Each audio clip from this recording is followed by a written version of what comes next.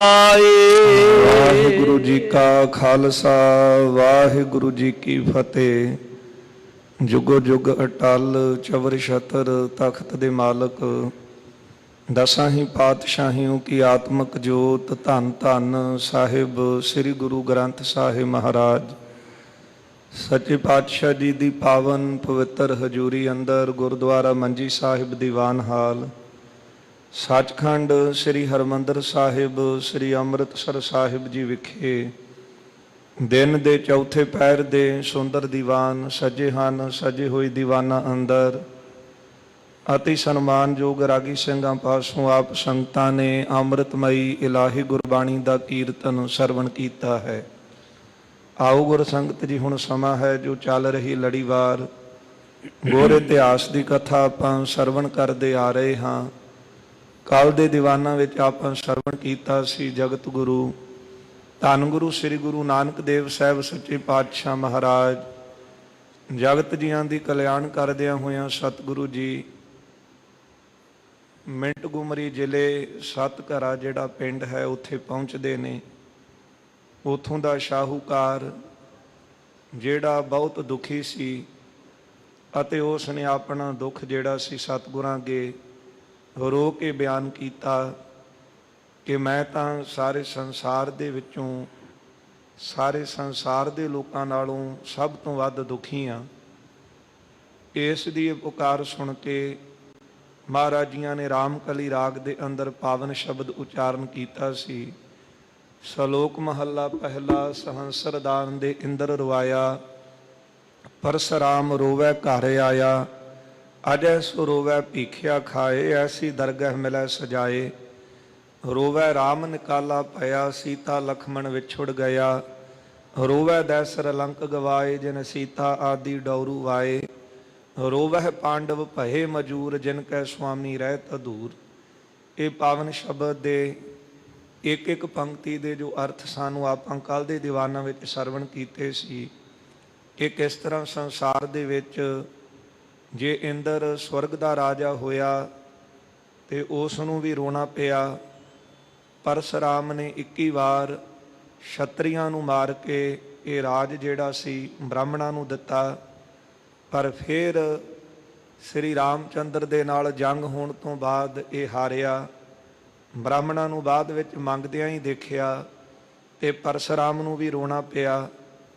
ਅਜੈ ਰਾਜਾ ਨੇ ਜਿਹੜੀ ਭਿੱਖਿਆ ਦਿੱਤੀ ਸੀ ਉਹ ਜਦ ਖਾਣੀ ਪਈ ਤੇ ਰੋਣਾ ਪਿਆ।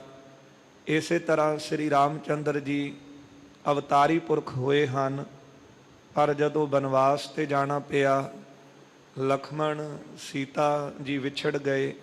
ਇਹ ਵੀ ਇੱਕ ਬਹੁਤ ਵੱਡਾ ਦੁੱਖ ਸੀ।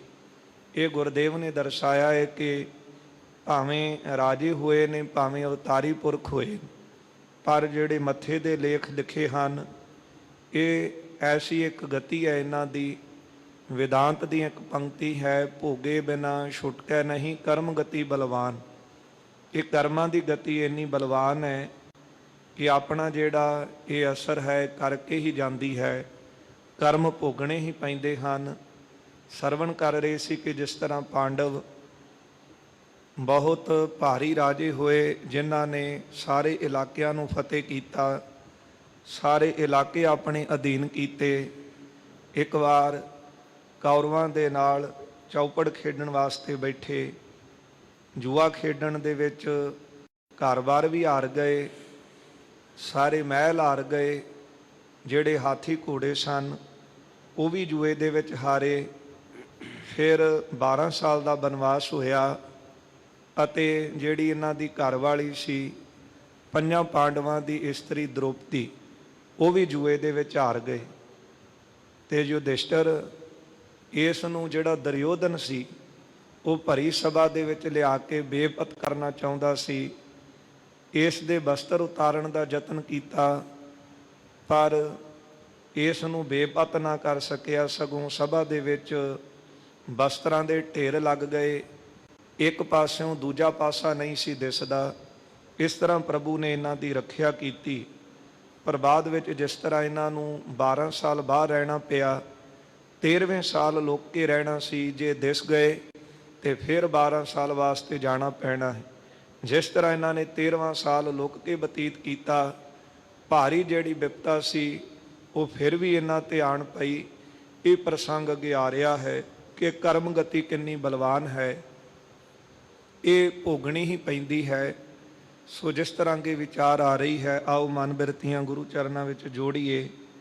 ਅੰਮ੍ਰਿਤਮਈ ਗੁਰ ਇਤਿਹਾਸ ਦੀ ਜੋ ਕਥਾ ਹੈ, ਸਰਵਣ ਕਰਕੇ ਲਾਭ ਪ੍ਰਾਪਤ ਕਰੀਏ। ਸਮੁੱਚੀ ਸੰਗਤ ਦਿਓ ਅਸੀਸ, ਰਸਨਾ ਕਰੋ ਪਵਿੱਤਰ, ਪਿਆਰ ਸਤਿਕਾਰ ਸਹਿਤ ਉਚਾਰਨ ਕਰੋ। ਲਵਾਓ ਹਾਜ਼ਰੀਆਂ, ਉਚਾਰਨ ਕਰੋ ਜੀ। ਸਤਿਨਾਮ ਸ੍ਰੀ ਵਾਹਿਗੁਰੂ ਸਾਹਿਬ ਜੀ। ਸਤਿਨਾਮ ਸ੍ਰੀ ਵਾਹਿਗੁਰੂ ਸਾਹਿਬ ਜੀ। ਸਤਿਨਾਮ ਸ੍ਰੀ ਵਾਹਿਗੁਰੂ ਸਾਹਿਬ ਜੀ।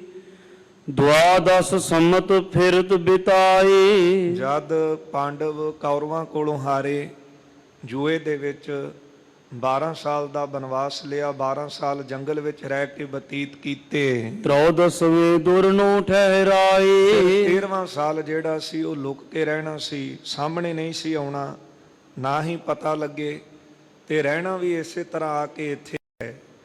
ਪਰ 13ਵੇਂ ਸਾਲ ਦੇ ਵਿੱਚ ਜੇ ਕਿਤੇ ਮਿਲ ਪਏ ਤੇ ਫਿਰ 12 ਸਾਲ ਲਈ ਜਾਣਾ ਪੈਣਾ। 13ਵਾਂ ਸਾਲ ਇਹਨਾਂ ਨੇ ਲੁਕ ਕੇ ਬਤੀਤ ਕੀਤਾ। ਹੁਤੋ ਬਰਾਠ ਮਦਰ ਅਵਨੀਪਾ, ਬਰਾਟ ਰਾਜਾ ਸੀ ਮਦਰ ਅਵਨੀਪਾ, ਮਦਰ ਦੇਸ਼ ਦਾ।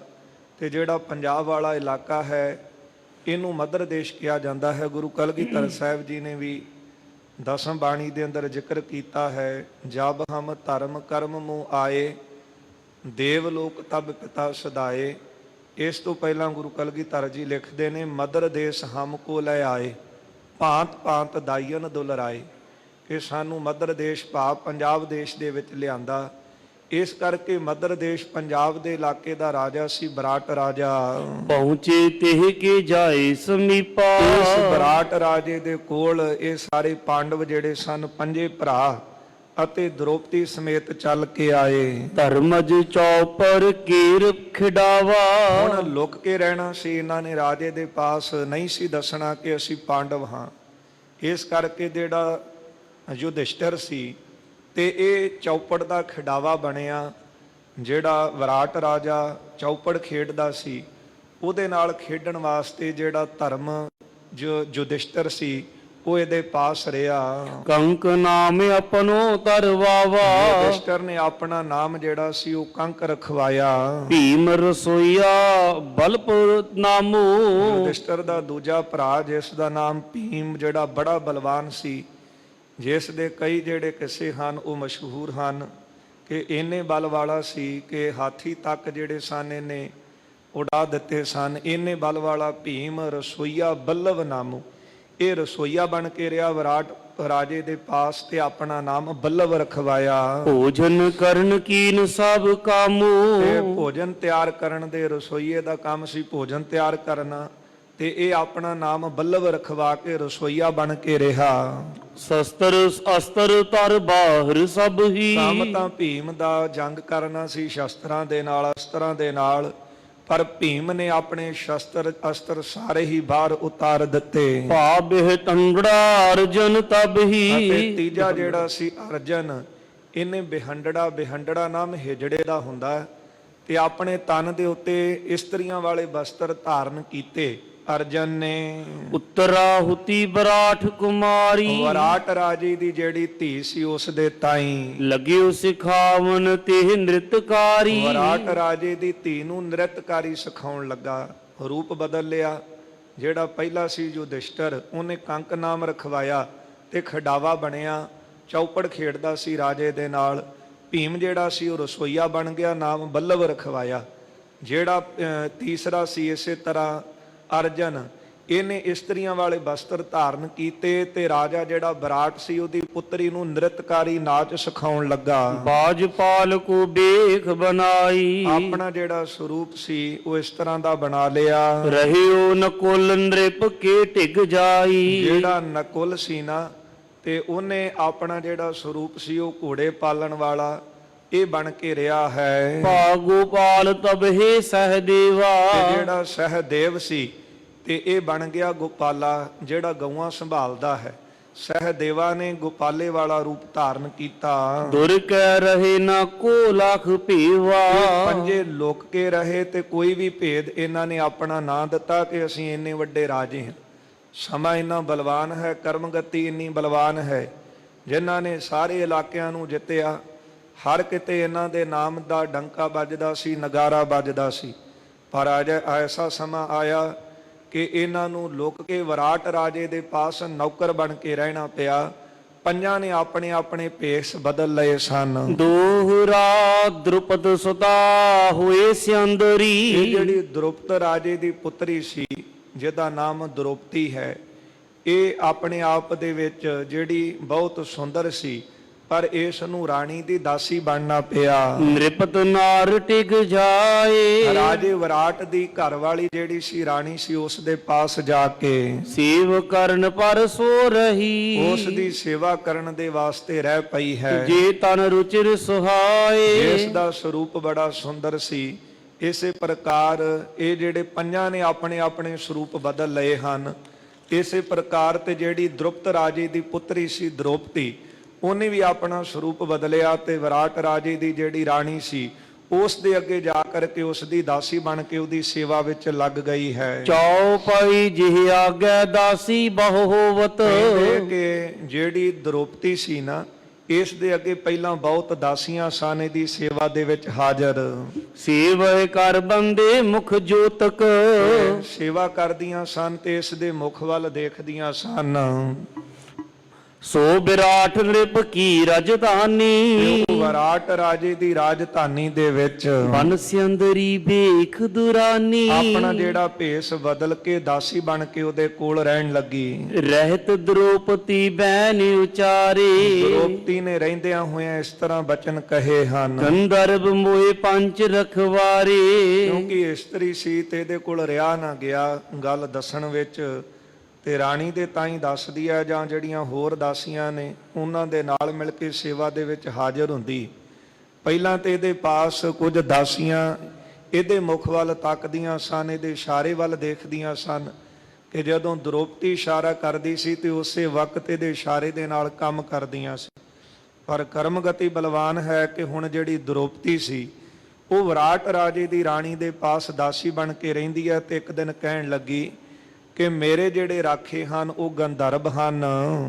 ਕਾਮ ਦ੍ਰਿਸ਼ਟ ਮੋਕੋ ਜੋ ਦੇਖੇ। ਮੇਰੇ ਵੱਲ ਕੋਈ ਭੈੜੀ ਨਿਗਾਹ ਦੇ ਨਾਲ ਜੇ ਦੇਖਦਾ ਹੈ। ਮ੍ਰਿਤਕ ਕਰਤ ਸੋ ਬਲੀ ਬਿਸ਼ੇਖੇ। ਮੇਰੇ ਕੋਲ 5 ਗੰਧਰਵ ਹਨ ਤੇ ਬੜੇ ਬਲ ਵਾਲੇ ਨੇ। ਜੇ ਕੋਈ ਭੈੜੀ ਨਿਗਾਹ ਵੱਲ ਮੇਰੇ ਵੱਲ ਦੇਖੇਗਾ ਭੈੜੀ ਨਿਗਾਹ ਦੇ ਨਾਲ, ਉਸੇ ਵਕਤ ਉਹਨੂੰ ਖਤਮ ਕਰ ਦਿੰਦੇ ਨੇ। ਸਭਨ ਸੁਨਾਏ ਦੀਨ ਅਸਬਾਨੀ। ਇਸ ਤਰ੍ਹਾਂ ਦ੍ਰੋਪਦੀ ਨੇ ਸਾਰਿਆਂ ਦੇ ਤਾਈਂ ਇਹ ਗੱਲ ਦੱਸੀ ਹੈ। ਸੇਵ ਕਰਨ ਰਾਣੀ ਕੀ ਠਾਨੀ। ਇਸ ਰਾਣੀ ਦੀ ਵਿਰਾਟ ਰਾਜੇ ਦੀ ਜਿਹੜੀ ਘਰ ਵਾਲੀ ਸੀ ਰਾਣੀ ਸੀ, ਉਹਦੀ ਸੇਵਾ ਦੇ ਵਿੱਚ ਲੱਗ ਗਈ। ਕਿਤਕ ਦਿਵਸ ਜਬ ਰਹਿਤ ਬਿਤਾਏ। ਇੱਕ ਦਿਨ ਜਦ ਇਸ ਤਰ੍ਹਾਂ ਰਹਿੰਦਿਆਂ ਬਤੀਤ ਕੀਤੇ ਨੇ। ਛਪੇ ਰਹੇ ਕਿਨ ਜਾਣ ਨਾ ਪਾਏ। ਜੇ ਪਾਂਡਵ ਵਿਰਾਟ ਰਾਜੇ ਦੀ ਰਿਆਸਤ ਦੇ ਵਿੱਚ ਲੁਕੇ ਰਹੇ ਤੇ ਕੋਈ ਇਹਨਾਂ ਨੂੰ ਜਾਣ ਨਾ ਸਕਿਆ। ਉਤੋਂ ਭਰਾਤ ਇੱਕ ਰਾਣੀ ਕੇਰਾ। ਜਿਹੜਾ ਵਿਰਾਟ ਰਾਜਾ ਸੀ ਨਾ, ਜਿਹਦੇ ਕੋਲ ਇਹ 5 ਪਾਂਡਵ ਨੌਕਰ ਬਣ ਕੇ ਰਹਿੰਦੇ ਸਨ, ਕੰਮ ਕਰਦੇ ਸਨ, ਤੇ ਇਹਦੀ ਘਰ ਵਾਲੀ ਜਿਹੜੀ ਰਾਣੀ ਸੀ ਤੇ ਜਿਹਦੀ ਦਾਸੀ ਸੀ ਦ੍ਰੋਪਦੀ, ਕਹਿੰਦੇ ਉਸ ਰਾਣੀ ਦਾ ਇੱਕ ਭਰਾ ਸੀ ਬਹੁਤ ਬਲ ਵਾਲਾ। ਕ੍ਰੀਚਕ ਆਖੇ ਬਲੀ ਵਡੇਰਾ। ਉਸ ਦੇ ਭਰਾ ਦਾ ਨਾਮ ਸੀ ਕ੍ਰੀਚਕ। ਇਸ ਦਾ ਰਾਜੇ ਵਿਰਾਟ ਦਾ ਉਸਾਲਾ ਹੀ ਲੱਗਦਾ ਸੀ ਤੇ ਨਾਮ ਇਸ ਦਾ ਜਿਹੜਾ ਸੀ ਉਹ ਕ੍ਰੀਚਕ ਸੀ। ਸਹਿਜ ਸੁਭਾਏ ਸੁਸਾ ਢਿਗਿਆ ਵਾ। ਤੇ ਸਿੱਧ ਆਪਣੀ ਭੈਣ ਨੂੰ ਮਿਲਣ ਵਾਸਤੇ ਉਹਦੇ ਕੋਲ ਆਇਆ। ਦ੍ਰੁਪਦ ਸੁਤਾ ਕੋ ਪਿਖ ਬਿਰਮਾਵਾ। ਜਦੋਂ ਸੁੰਦਰ ਸਰੂਪ ਵਾਲੀ ਦ੍ਰੁਪਦ ਰਾਜੇ ਦੀ ਪੁੱਤਰੀ ਦ੍ਰੋਪਦੀ ਨੂੰ ਦੇਖਿਆ, ਇਹਦਾ ਸਰੂਪ ਦੇਖ ਕਰਕੇ ਤੇ ਭਰਮ ਗਿਆ। 10 ਸਹੰਸਰ ਗਜ ਬਲ ਜਿਸ ਮਾਹੂ। ਇੰਨੇ ਬਲ ਵਾਲਾ ਸੀ। ਇੱਕ ਅੰਦਾਜ਼ਾ ਜਿਹੜਾ ਉਹ ਰੱਖਿਆ ਹੈ ਇੱਥੇ ਕਵੀ ਜੀ ਨੇ, ਕਹਿੰਦੇ 10 ਹਾਥੀਆਂ ਵਰਗਾ ਬਲ। ਭਾਵ ਇੰਨਾ ਬਲਵਾਨ ਹੋਵੇਗਾ ਕਿ ਕਿਸੇ ਤੋਂ ਹਾਰਦਾ ਨਾ ਹੋਵੇਗਾ। ਇੰਨਾ ਬਲ ਸੀ ਇਸ ਕ੍ਰੀਚਕ ਦੇ ਵਿੱਚ, ਸਰੀਰ ਦੇ ਅੰਦਰ। ਪ੍ਰਭਤਾ ਮਦ ਤੇ ਸੁਧ ਬੁੱਧ ਨਾਹੀ। ਹੁਣ ਬਲ ਦੇ ਮਾਣ ਕਰਕੇ ਇਹ ਸੁਧ ਬੁੱਧ ਭੁਲਾ ਬੈਠਾ ਸੀ। ਇਹ ਤਾਂ ਉਹ ਪਰਮਾਤਮਾ ਜਿਹਨੇ ਦਾਤ ਦਿੱਤੀ ਹੈ ਨਾ, ਕੋਈ ਵਿਰਲਾ ਹੈ ਕਿ ਉਹਦੇ ਕੋਲੋਂ ਦਾਤ ਲੈ ਕੇ ਨਿਮਰਤਾ ਦੇ ਵਿੱਚ ਨਿਮਾਣਾ ਹੋ ਕੇ ਰਹੇ। ਭਾਈ ਗੁਰਦਾਸ ਜੀ ਦੇ ਬਚਨ ਪੜ੍ਹਦੇ ਆ, ਮਾਣ ਹੁੰਦਾ ਹੋਏ ਨਿਮਾਣਾ, ਤਾਣ ਹੁੰਦਾ ਹੋਏ ਨਿਤਾਣਾ। ਕਿ ਵਿਰਲਾ ਹੀ ਹੈ ਕੋਈ ਤਾਣ ਹੁੰਦਿਆਂ ਤੇ ਨਤਾਣਾ ਬਣ ਕੇ ਰਹੇ, ਨਹੀਂ ਤਾਂ ਬੰਦੇ ਦੇ ਸਰੀਰ ਵਿੱਚ ਬਲ ਹੋਵੇ ਤੇ ਮਾਣ ਦੇ ਵਿੱਚ ਆ ਕੇ ਕਹਿੰਦਾ ਮੈਂ ਕਿਸੇ ਦੀ ਪਰਵਾਹ ਹੀ ਨਹੀਂ ਕਰਦਾ। ਸੋ ਜਾਣ ਬੁੱਝ ਕੇ ਉਹ ਦੂਸਰਿਆਂ ਨੂੰ ਛੇੜਦਾ ਹੈ ਕਿ ਕੋਈ ਮੇਰੇ ਨਾਲ ਗੱਲਬਾਤ ਕਰੇ ਤੇ ਮੈਨੂੰ ਆਪਣਾ ਬਲ ਦੱਸਾਂ, ਆਪਣੀ ਤਾਕਤ ਦੱਸਾਂ ਕਿ ਮੈਂ ਕਿੰਨਾ ਤਾਕਤਵਰ ਹਾਂ। ਕਹਿੰਦੇ ਜਿਹੜਾ ਕਰੀਚਕ ਸੀ ਨਾ, ਰਾਜੇ ਵਿਰਾਟ ਦੀ ਘਰਵਾਲੀ ਦਾ ਭਰਾ ਸੀ ਜਿਹੜਾ, ਇਹ ਆਪਣੀ ਭੈਣ ਨੂੰ ਮਿਲਣ ਆਇਆ ਤੇ ਦ੍ਰੋਪਦੀ ਨੂੰ ਦੇਖ ਕਰਕੇ ਦਾ ਮਨ ਜਿਹੜਾ ਸੀ ਉਹ ਭਰਮ ਗਿਆ ਹੈ। ਲਖੇ ਬਿਲੋਚਨ ਜਬ ਰਤਨਾਰੀ, ਬਲ ਦੀ ਖਾਨ ਸੀ ਮਤ ਬੁੱਧ ਭੁੱਲੀ। ਤੇ ਜਦੋਂ ਦੇਖਿਆ ਇਸ ਨੇ ਉਸ ਦੇ ਸੁੰਦਰ ਸਰੂਪ ਨੂੰ, ਤੇ ਬੜੇ ਸੁੰਦਰ ਜਿਹੜੇ ਨੇਤਰ ਹਨ ਦ੍ਰੋਪਦੀ ਦੇ, ਰਤਨਾ ਵਰਗੇ, ਮਨੋਹ ਸੁਭਟ ਕਿਨ ਬਾਨ ਪ੍ਰਹਾਰੀ, ਮਾਨੋ ਕਿ ਕਿਸੇ ਸੂਰਮੇ ਨੇ ਇਸ ਨੂੰ ਤੀਰ ਮਾਰਿਆ ਹੋਵੇ। ਮਦਨ ਉਦਤ ਉਦਦ ਹੋਇ ਮਗਨ ਅਧੀਰੂ, ਬਹੁਤ ਜ਼ਿਆਦਾ ਕਾਮ ਦੇ ਅਧੀਨ ਹੋ ਗਿਆ। ਪਹੁੰਚੇ ਕਿਉ ਵਿਵੇਕ ਜੋ ਤੀਰੂ, ਗਿਆਨ ਦਾ ਜਿਹੜਾ ਕੰਢਾ ਸੀ ਉੱਥੇ ਕਿਸ ਤਰ੍ਹਾਂ ਪਹੁੰਚ ਸਕਦਾ ਸੀ। ਇਹ ਤਾਂ ਕੱਲ ਵੀ ਆਪਾਂ ਵਿਚਾਰ ਕੀਤੀ ਸੀ ਕਿ ਬਾਣੀ ਪੜਨ ਵਾਲੇ, ਸਿਮਰਨ ਕਰਨ ਵਾਲੇ, ਕਮਾਈ ਵਾਲੇ ਹੀ ਗਿਆਨ ਰੂਪੀ ਤੀਰ ਕੰਢੇ ਪਹੁੰਚਦੇ ਹਨ। ਨਹੀਂ ਤਾਂ ਇਹ ਪੰਜ ਵਿਕਾਰ ਐਸੇ ਹਨ ਕਿ ਬਦੋ ਬਦੀ ਆਪਣੇ ਅਧੀਨ ਕਰ ਲੈਂਦੇ ਹਨ ਤੇ ਬੰਦੇ ਦੀ ਸੁੱਧ ਬੁੱਧ ਭੁਲਾ ਦਿੰਦੇ। ਇਹ ਤਾਂ ਅਰਦਾਸ ਸੀ ਇਹ ਮਾਲਕ ਦੇ ਚਰਨਾਂ ਵਿੱਚ ਕਿ ਗਿਆਨ ਰੂਪੀ ਕੰਢਾ ਮਿਲ ਜਾਵੇ ਤੇ ਫਿਰ ਪਾਰ ਉਤਾਰਾ ਹੋ ਸਕਦਾ ਹੈ। ਇੰਨੇ ਬਲ ਦੀ ਖਾਨ ਸੀ, ਅਖੀਰ ਇਹਦੇ ਮੌਤ ਦਾ ਕਾਰਨ ਵੀ ਇਹੋ ਬਣਨਾ ਹੈ। ਕਹਿੰਦੇ ਕਿ ਉਸ ਵਕਤ ਦ੍ਰੋਪਦੀ ਦੇ ਸਰੂਪ ਨੂੰ ਦੇਖ ਕਰਕੇ ਭਰਮ ਗਿਆ ਤੇ ਉਸ ਵਕਤ ਗਿਆਨ ਰੂਪੀ ਕੰਢਾ ਇਹਨੂੰ ਨਹੀਂ ਸੀ ਮਿਲ ਰਿਹਾ ਤੇ ਕਾਮ ਦੇ ਸਮੁੰਦਰ ਦੇ ਵਿੱਚ ਡੁੱਬਦਾ ਜਾਂਦਾ ਸੀ। ਘਾਇਲ ਜਿਉ ਤੇ ਛਿਨ ਤਰਫਾਵਾ, ਘਾਇਲ ਹੋਇਆ, ਜ਼ਖਮੀ ਹੋਇਆ, ਕਿਉਂਕਿ ਇਹ ਪੰਜੇ ਤਾਂ ਅੰਦਰ ਹੀ ਬੈਠੇ ਨੇ ਨਾ। ਬਾਹਰੋਂ ਬੰਦਾ ਕਹਿੰਦਾ ਹੈ ਕਿ ਮੈਂ ਬੜਿਆਂ ਦੇ ਉੱਤੇ ਫਤਿਹ ਪ੍ਰਾਪਤ ਕਰ ਲਈ, ਪਰ ਜਿਹੜੇ ਪੰਜ ਅੰਦਰ ਸੂਰਬੀਰ ਬੈਠੇ ਹਨ ਇਹਨਾਂ ਨੂੰ ਮਾਰਨ ਵਾਲਾ ਤੇ ਪੂਰਾ ਹੀ ਹੈ ਨਾ। ਜਿਨ ਮਿਲ ਮਾਰੇ ਪੰਜ ਸੂਰਬੀਰ ਐਸੂ ਕੌਣ ਬਲੀ ਰੇ। ਕੌਣ ਬਲੀ ਹੈ? ਵੱਡੇ ਵੱਡੇ ਜਿਹੜੇ ਆਪਣੇ ਆਪ ਨੂੰ ਰਾਜੇ ਕਹਾਉਂਦੇ ਸਨ, ਆਪਣੇ ਆਪ ਦੇ ਤਾਈਂ ਜਪੀ ਤਪੀ ਕਹਾਉਂਦੇ ਸਨ, ਇਹਨਾਂ ਵਕਾਰਾਂ ਨੇ ਤਾਂ ਸੂਰਬੀਰਾਂ ਨੇ ਉਹਨਾਂ ਨੂੰ ਵੀ ਆਪਣੇ ਅਧੀਨ ਕਰ ਲਿਆ। ਕਹਿੰਦੇ ਕਿ ਇਸ ਨੂੰ ਪਾਰਲਾ ਕੰਢਾ ਨਹੀਂ ਸੀ ਮਿਲ ਰਿਹਾ ਤੇ ਵਕਾਰ ਦਾ ਮਾਰਿਆ ਹੋਇਆ ਅੰਦਰੋਂ ਜ਼ਖਮੀ ਹੋ ਗਿਆ। ਕਾਮਾ ਤੁਰ ਹੋਏ ਬਚਨੇ ਇਲਾਵਾ, ਕਾਮ ਦੇ ਵਸ ਹੋਇਆ ਜਿਹੜਾ ਕਰੀਚਕ ਸੀ ਇਸ ਤਰ੍ਹਾਂ ਕਹਿਣ ਲੱਗਾ, ਹੇ ਦਾਸੀ ਤੂੰ ਲਾਗਤ ਪਿਆਰੀ। ਕਹਿੰਦਾ ਹੈ ਕਿ ਦਾਸੀ ਦ੍ਰੋਪਦੀ ਦੇ ਤਾਈਂ, ਕਿਉਂਕਿ ਭੈਣ ਦੀ ਦਾਸੀ ਬਣ ਕੇ ਰਹਿ ਰਹੀ ਸੀ ਲੁਕ ਕੇ ਦੇ ਪਾਸ, ਕਹਿਣ ਲੱਗਾ ਕਿ ਤੂੰ ਮੈਨੂੰ ਪਿਆਰੀ ਲੱਗੀ ਹੈ। ਮਿਲਹੁ ਆਨ ਮੁਰੇ ਅੰਗ ਸੰਗਾਰੀ, ਇਸ ਕਰਕੇ ਜਿੱਥੇ ਮੈਂ ਦੱਸਦਾ ਉੱਥੇ ਮੈਨੂੰ ਆ ਕੇ ਮਿਲੀ। ਬਦਨ ਬਿਲੋ ਕੇ ਮਦਨ ਬਿਸਾਲਾ, ਜਦੋਂ ਸਰੂਪ ਦੇਖਦਾ ਹੈ ਤੇ ਬਹੁਤ ਜ਼ਿਆਦਾ ਅਧੀਨ ਹੋਇਆ ਫਿਰਦਾ ਹੈ। ਜਾਗੇ ਉਰਦੇ ਕੇਲ ਕਰ ਬਾਲਾ, ਹਿਰਦੇ ਵਿੱਚ ਕੇਲ ਕਰਨ ਦੀ ਇੱਛਾ ਜਾਗੀ ਹੈ। ਦੋਹਰਾ ਦੁਬਦ ਸੁਤਾ ਸੁਨ ਕਹਿਤ ਭੀ, ਜਿਹੜੀ ਦ੍ਰੋਪਦੀ ਸੀ ਸੁਣ ਕੇ ਕਰੀਚਕ ਦੀ ਇਹ ਗੱਲ ਅੱਗੋਂ ਕਹਿਣ ਲੱਗੀ, ਗੰਧਰਵ ਮਮ ਰਖਵਾਰ। ਕਹਿੰਦੀ ਕਿ ਤੈਨੂੰ ਲੱਗਦਾ ਹੈ ਪਤਾ ਨਹੀਂ ਕਿ ਮੇਰੇ ਰਾਖੇ ਜਿਹੜੇ ਨੇ ਨਾ ਉਹ ਗੰਧਰਵ ਹਨ। ਇਹ ਪੰਜਾਂ ਪਾਂਡਵ ਹੈ ਬਹੁਤ ਬਲਵਾਨ ਸਨ, ਭੀਮ ਬਹੁਤ ਬਲੀ ਸੀ, ਯੁਧਿਸ਼ਟਰ ਬਲੀ ਸੀ, ਨੁਕਲ ਸਹਿਦੇਵ ਸਾਰੇ ਬਲਾਂ ਦੀ ਖਾਨ ਸਨ। ਕਹਿਣ ਲੱਗੀ ਕਿ ਮੇਰੇ ਪੰਜ ਜਿਹੜੇ ਰਾਖੇ ਹਨ ਉਹ ਗੰਧਰਵ ਹਨ। ਕਾਮ ਦ੍ਰਿਸ਼ਟ ਜੇ ਦੇਖ ਹੀ, ਜੇ ਕੋਈ ਮੇਰੇ ਵੱਲ ਭੈੜੀ ਨਿਗਾਹ ਦੇ ਨਾਲ, ਮਾੜੀ ਨਿਗਾਹ ਦੇ ਨਾਲ ਦੇਖਦਾ ਹੈ, ਕਰਹਿ ਸੇ ਤੋਰ ਸੰਘਾਰ। ਤੇ ਮੇਰੇ ਜਿਹੜੇ ਪੰਜੇ ਗੰਧਰਵ ਹਨ ਉਹਨੂੰ ਸੰਘਾਰ ਕਰ ਦਿੰਦੇ ਨੇ, ਉਹਨੂੰ ਖਤਮ ਕਰ ਦਿੰਦੇ ਨੇ, ਮੌਤ ਦੇ ਘਾਟ ਉਤਾਰ ਦਿੰਦੇ ਨੇ। ਚੌਪਾਈ ਮਧੁਰ ਮੰਦ ਹੋਏ ਕਛੂ ਨ ਮਾਨਾ, ਹੁਣ ਕਾਮ ਦੇ ਵਸ ਹੋਇਆ ਮੰਦੀ ਮਤ ਵਾਲਾ ਇਹ ਕਰੀਚਕ, ਇਹਨੇ ਕੋਈ ਗੱਲ ਨਾ ਮੰਨੀ। ਦੌੜਿਓ ਗਹਿਨ ਪਾਨ ਮਹਿ ਪਾਨਾ, ਦ੍ਰੋਪਦੀ ਦੀ ਬਾਹ ਫੜਨ ਵਾਸਤੇ, ਇਹਨੂੰ ਬਾਹੋਂ ਫੜ ਕੇ ਲਿਜਾਣ ਵਾਸਤੇ ਦੇ ਵੱਲ ਦੌੜਦਾ ਹੈ। ਕਰੇ ਤਰਾਸ ਧਾਈ ਸਸ ਜੈਸੇ, ਹੁਣ ਇਹ ਜਿਹੜੀ ਦ੍ਰੋਪਦੀ ਸੀ ਇਹ ਡਰ ਗਈ ਕਰੀਚਕ ਵੱਲ ਦੇਖ ਕੇ ਤੇ ਇਸ ਤਰ੍ਹਾਂ ਦੌੜਦੀ ਹੈ ਦੇ ਕੋਲੋਂ। ਰਾਹੋ ਭੀਤ ਬਾਸਵ ਟਿਗ ਤੈਸੀ, ਕਹਿੰਦੇ ਕਿ ਜਿਸ ਤਰ੍ਹਾਂ ਚੰਦਰਮਾ ਨੂੰ ਰਾਹੂ ਜਦ ਗਰਸਦਾ ਹੈ ਨਾ ਤੇ ਉਹਦੇ ਤੋਂ ਬਚਣ ਵਾਸਤੇ ਜਿਹੜਾ ਚੰਦਰਮਾ ਉਹ ਆਪਣਾ ਬਚਾਅ ਕਰਨ ਲਈ ਲੁਕਦਾ ਹੈ। ਜਹ ਬਰਾਟ ਹੈ ਸਭਾ ਲਗਾਈ, ਜਿੱਥੇ ਵਿਰਾਟ ਰਾਜਾ ਆਪਣੀ ਸਭਾ ਲਾ ਕੇ ਬੈਠਾ ਸੀ, ਊਚ ਪੁਕਾਰਤ ਦੌੜਤ ਉਹਦੀ ਆਈ। ਲੱਗੀ ਸਭਾ ਦੇ ਵਿੱਚ ਦ੍ਰੋਪਦੀ ਦੌੜ ਕੇ ਗਈ ਤੇ ਉੱਚੀ ਉੱਚੀ ਪੁਕਾਰ ਕਰਨ ਲੱਗੀ। ਧਰਮਜ ਭੀਮ ਨੁਕਲ ਸਹਦੇਵਾ, ਇਸ ਦੇ ਜਿਹੜੇ 5 ਪਾਂਡਵ ਸਨ, ਯੁਧਿਸ਼ਟਰ, ਨੁਕਲ, ਸਹਦੇਵਾ, ਸਾਰੇ ਹੀ ਬੈਠੇ ਕਰੇ ਨ੍ਰਿਪਤ ਕੀ ਸੇਵਾ। ਇਹ ਸਾਰੇ ਰਾਜੇ ਦੇ ਕੋਲ ਬੈਠੇ, ਵਿਰਾਟ ਰਾਜੇ ਪਾਸ ਬੈਠੇ ਦੀ ਸੇਵਾ ਕਰ ਰਹੇ ਸਨ। ਦ੍ਰੁਪਦ ਸੁਦਾ ਚਿਤ ਹੋਏ ਅਤਿਆਰਤ, ਦ੍ਰੋਪਦੀ ਚਿੱਤ ਦੇ ਵਿੱਚ ਬੜੀ ਦੁਖੀ ਹੋਈ, ਉਦਾਸ ਹੋਈ, ਉੱਥੇ ਜਾ ਕੇ ਪੁਕਾਰ ਕਰਦੀ ਹੈ। ਗਈ ਭੂਪਟਿਕ ਦੁਖਿਤ ਪੁਕਾਰਤ। ਰਾਜੇ ਪਾਸ ਜਾ ਕੇ ਵਿਰਾਟ ਰਾਜੇ ਦੀ ਸਭਾ ਲੱਗੀ ਸੀ, ਪਾਂਡਵ ਵੀ ਉੱਥੇ ਬੈਠੇ ਸਨ। ਉਹ ਲੱਗੀ ਸਭਾ ਦੇ ਵਿੱਚ ਜਾ ਕੇ ਉੱਚੀ ਉੱਚੀ ਪੁਕਾਰਾਂ ਕਰਨ ਲੱਗੀ। ਸਰਬ ਲੋਕ ਅਵਲੋਕਤ ਲੋਚਨ, ਜਿਹੜੇ ਸਭਾ ਦੇ ਵਿੱਚ ਬੈਠੇ ਸਨ ਸਾਰੇ ਲੋਕ ਅੱਖਾਂ ਦੇ ਨਾਲ ਦੇਖ ਰਹੇ ਨੇ। ਕਰ ਨਾ ਸਕਿਓ ਤਿਹ ਕੋ ਮੱਚਨ, ਪਰ ਬਲ ਦੀ ਖਾਨ ਸੀ ਤੇ ਕੋਈ ਕਰੀਚਕ ਨੂੰ ਰੋਕ ਨਾ ਸਕਿਆ।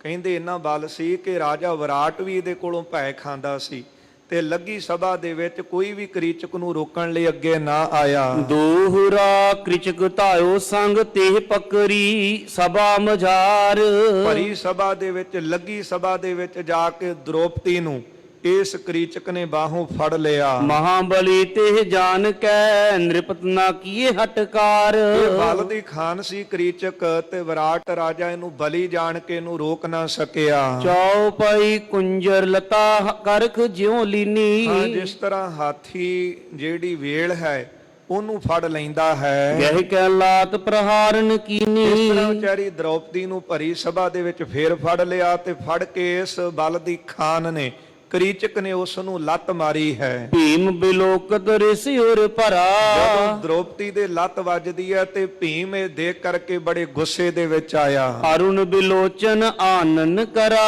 ਸਭਾ ਦੇ ਵਿੱਚ ਇਹਨੇ ਆਪਣੀਆਂ ਅੱਖਾਂ ਲਾਲ ਕਰ ਲਈਆਂ ਹਨ। ਧਰਮ ਅਜਬਰ ਜਿਉ ਨੈਣਨ ਸੈਨਾ, ਪਰ ਯੁਧਿਸ਼ਟਰ ਨੇ ਦੇਖਿਆ ਭੀਮ ਵੱਲ ਕੇ ਗੁੱਸੇ ਚ ਆ ਰਿਹਾ ਹੈ ਤੇ ਉਹਨੇ ਅੱਖਾਂ ਦੇ ਇਸ਼ਾਰੇ ਦੇ ਨਾਲ ਭੀਮ ਨੂੰ ਰੋਕ ਦਿੱਤਾ। ਪਤਾ ਸੀ ਕਿ ਆਪਾਂ ਲੁਕ ਕੇ ਰਹਿਣਾ, 12 ਸਾਲ ਤੇ ਅੱਗੇ ਜੰਗਲ ਚ ਕੱਟੇ ਨੇ, ਤੇ ਜੇ ਇੱਥੇ ਪਤਾ ਲੱਗ ਗਿਆ ਕਿ ਅਸੀਂ ਪਾਂਡਵ ਹਾਂ ਤੇ ਫਿਰ ਸਾਨੂੰ ਜੰਗਲ ਦੇ ਵਿੱਚ 12 ਸਾਲ ਕੱਟਣੇ ਪੈਣੇ ਨੇ।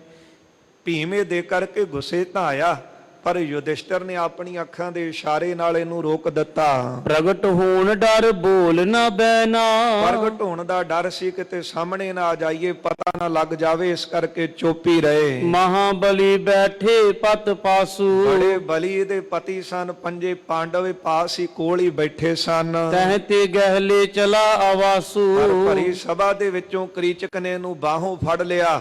ਕੋਈ ਵੀ ਇਹਨੂੰ ਰੋਕਦਾ ਨਹੀਂ ਹੈ ਤੇ ਬਾਹੋਂ ਫੜ ਕੇ ਆਪਣੇ ਨਾਲ ਲੈ ਚੱਲਾ ਹੈ। ਰੋਏ ਪਾਂਡਵ ਮਿਲਤੇ ਥਾਈ, ਪਰ ਇਹ 5 ਜਿਹੜੇ ਪਾਂਡਵ ਸਨ ਇਹਨਾਂ ਨੂੰ ਵੀ ਰੋਣਾ ਪਿਆ।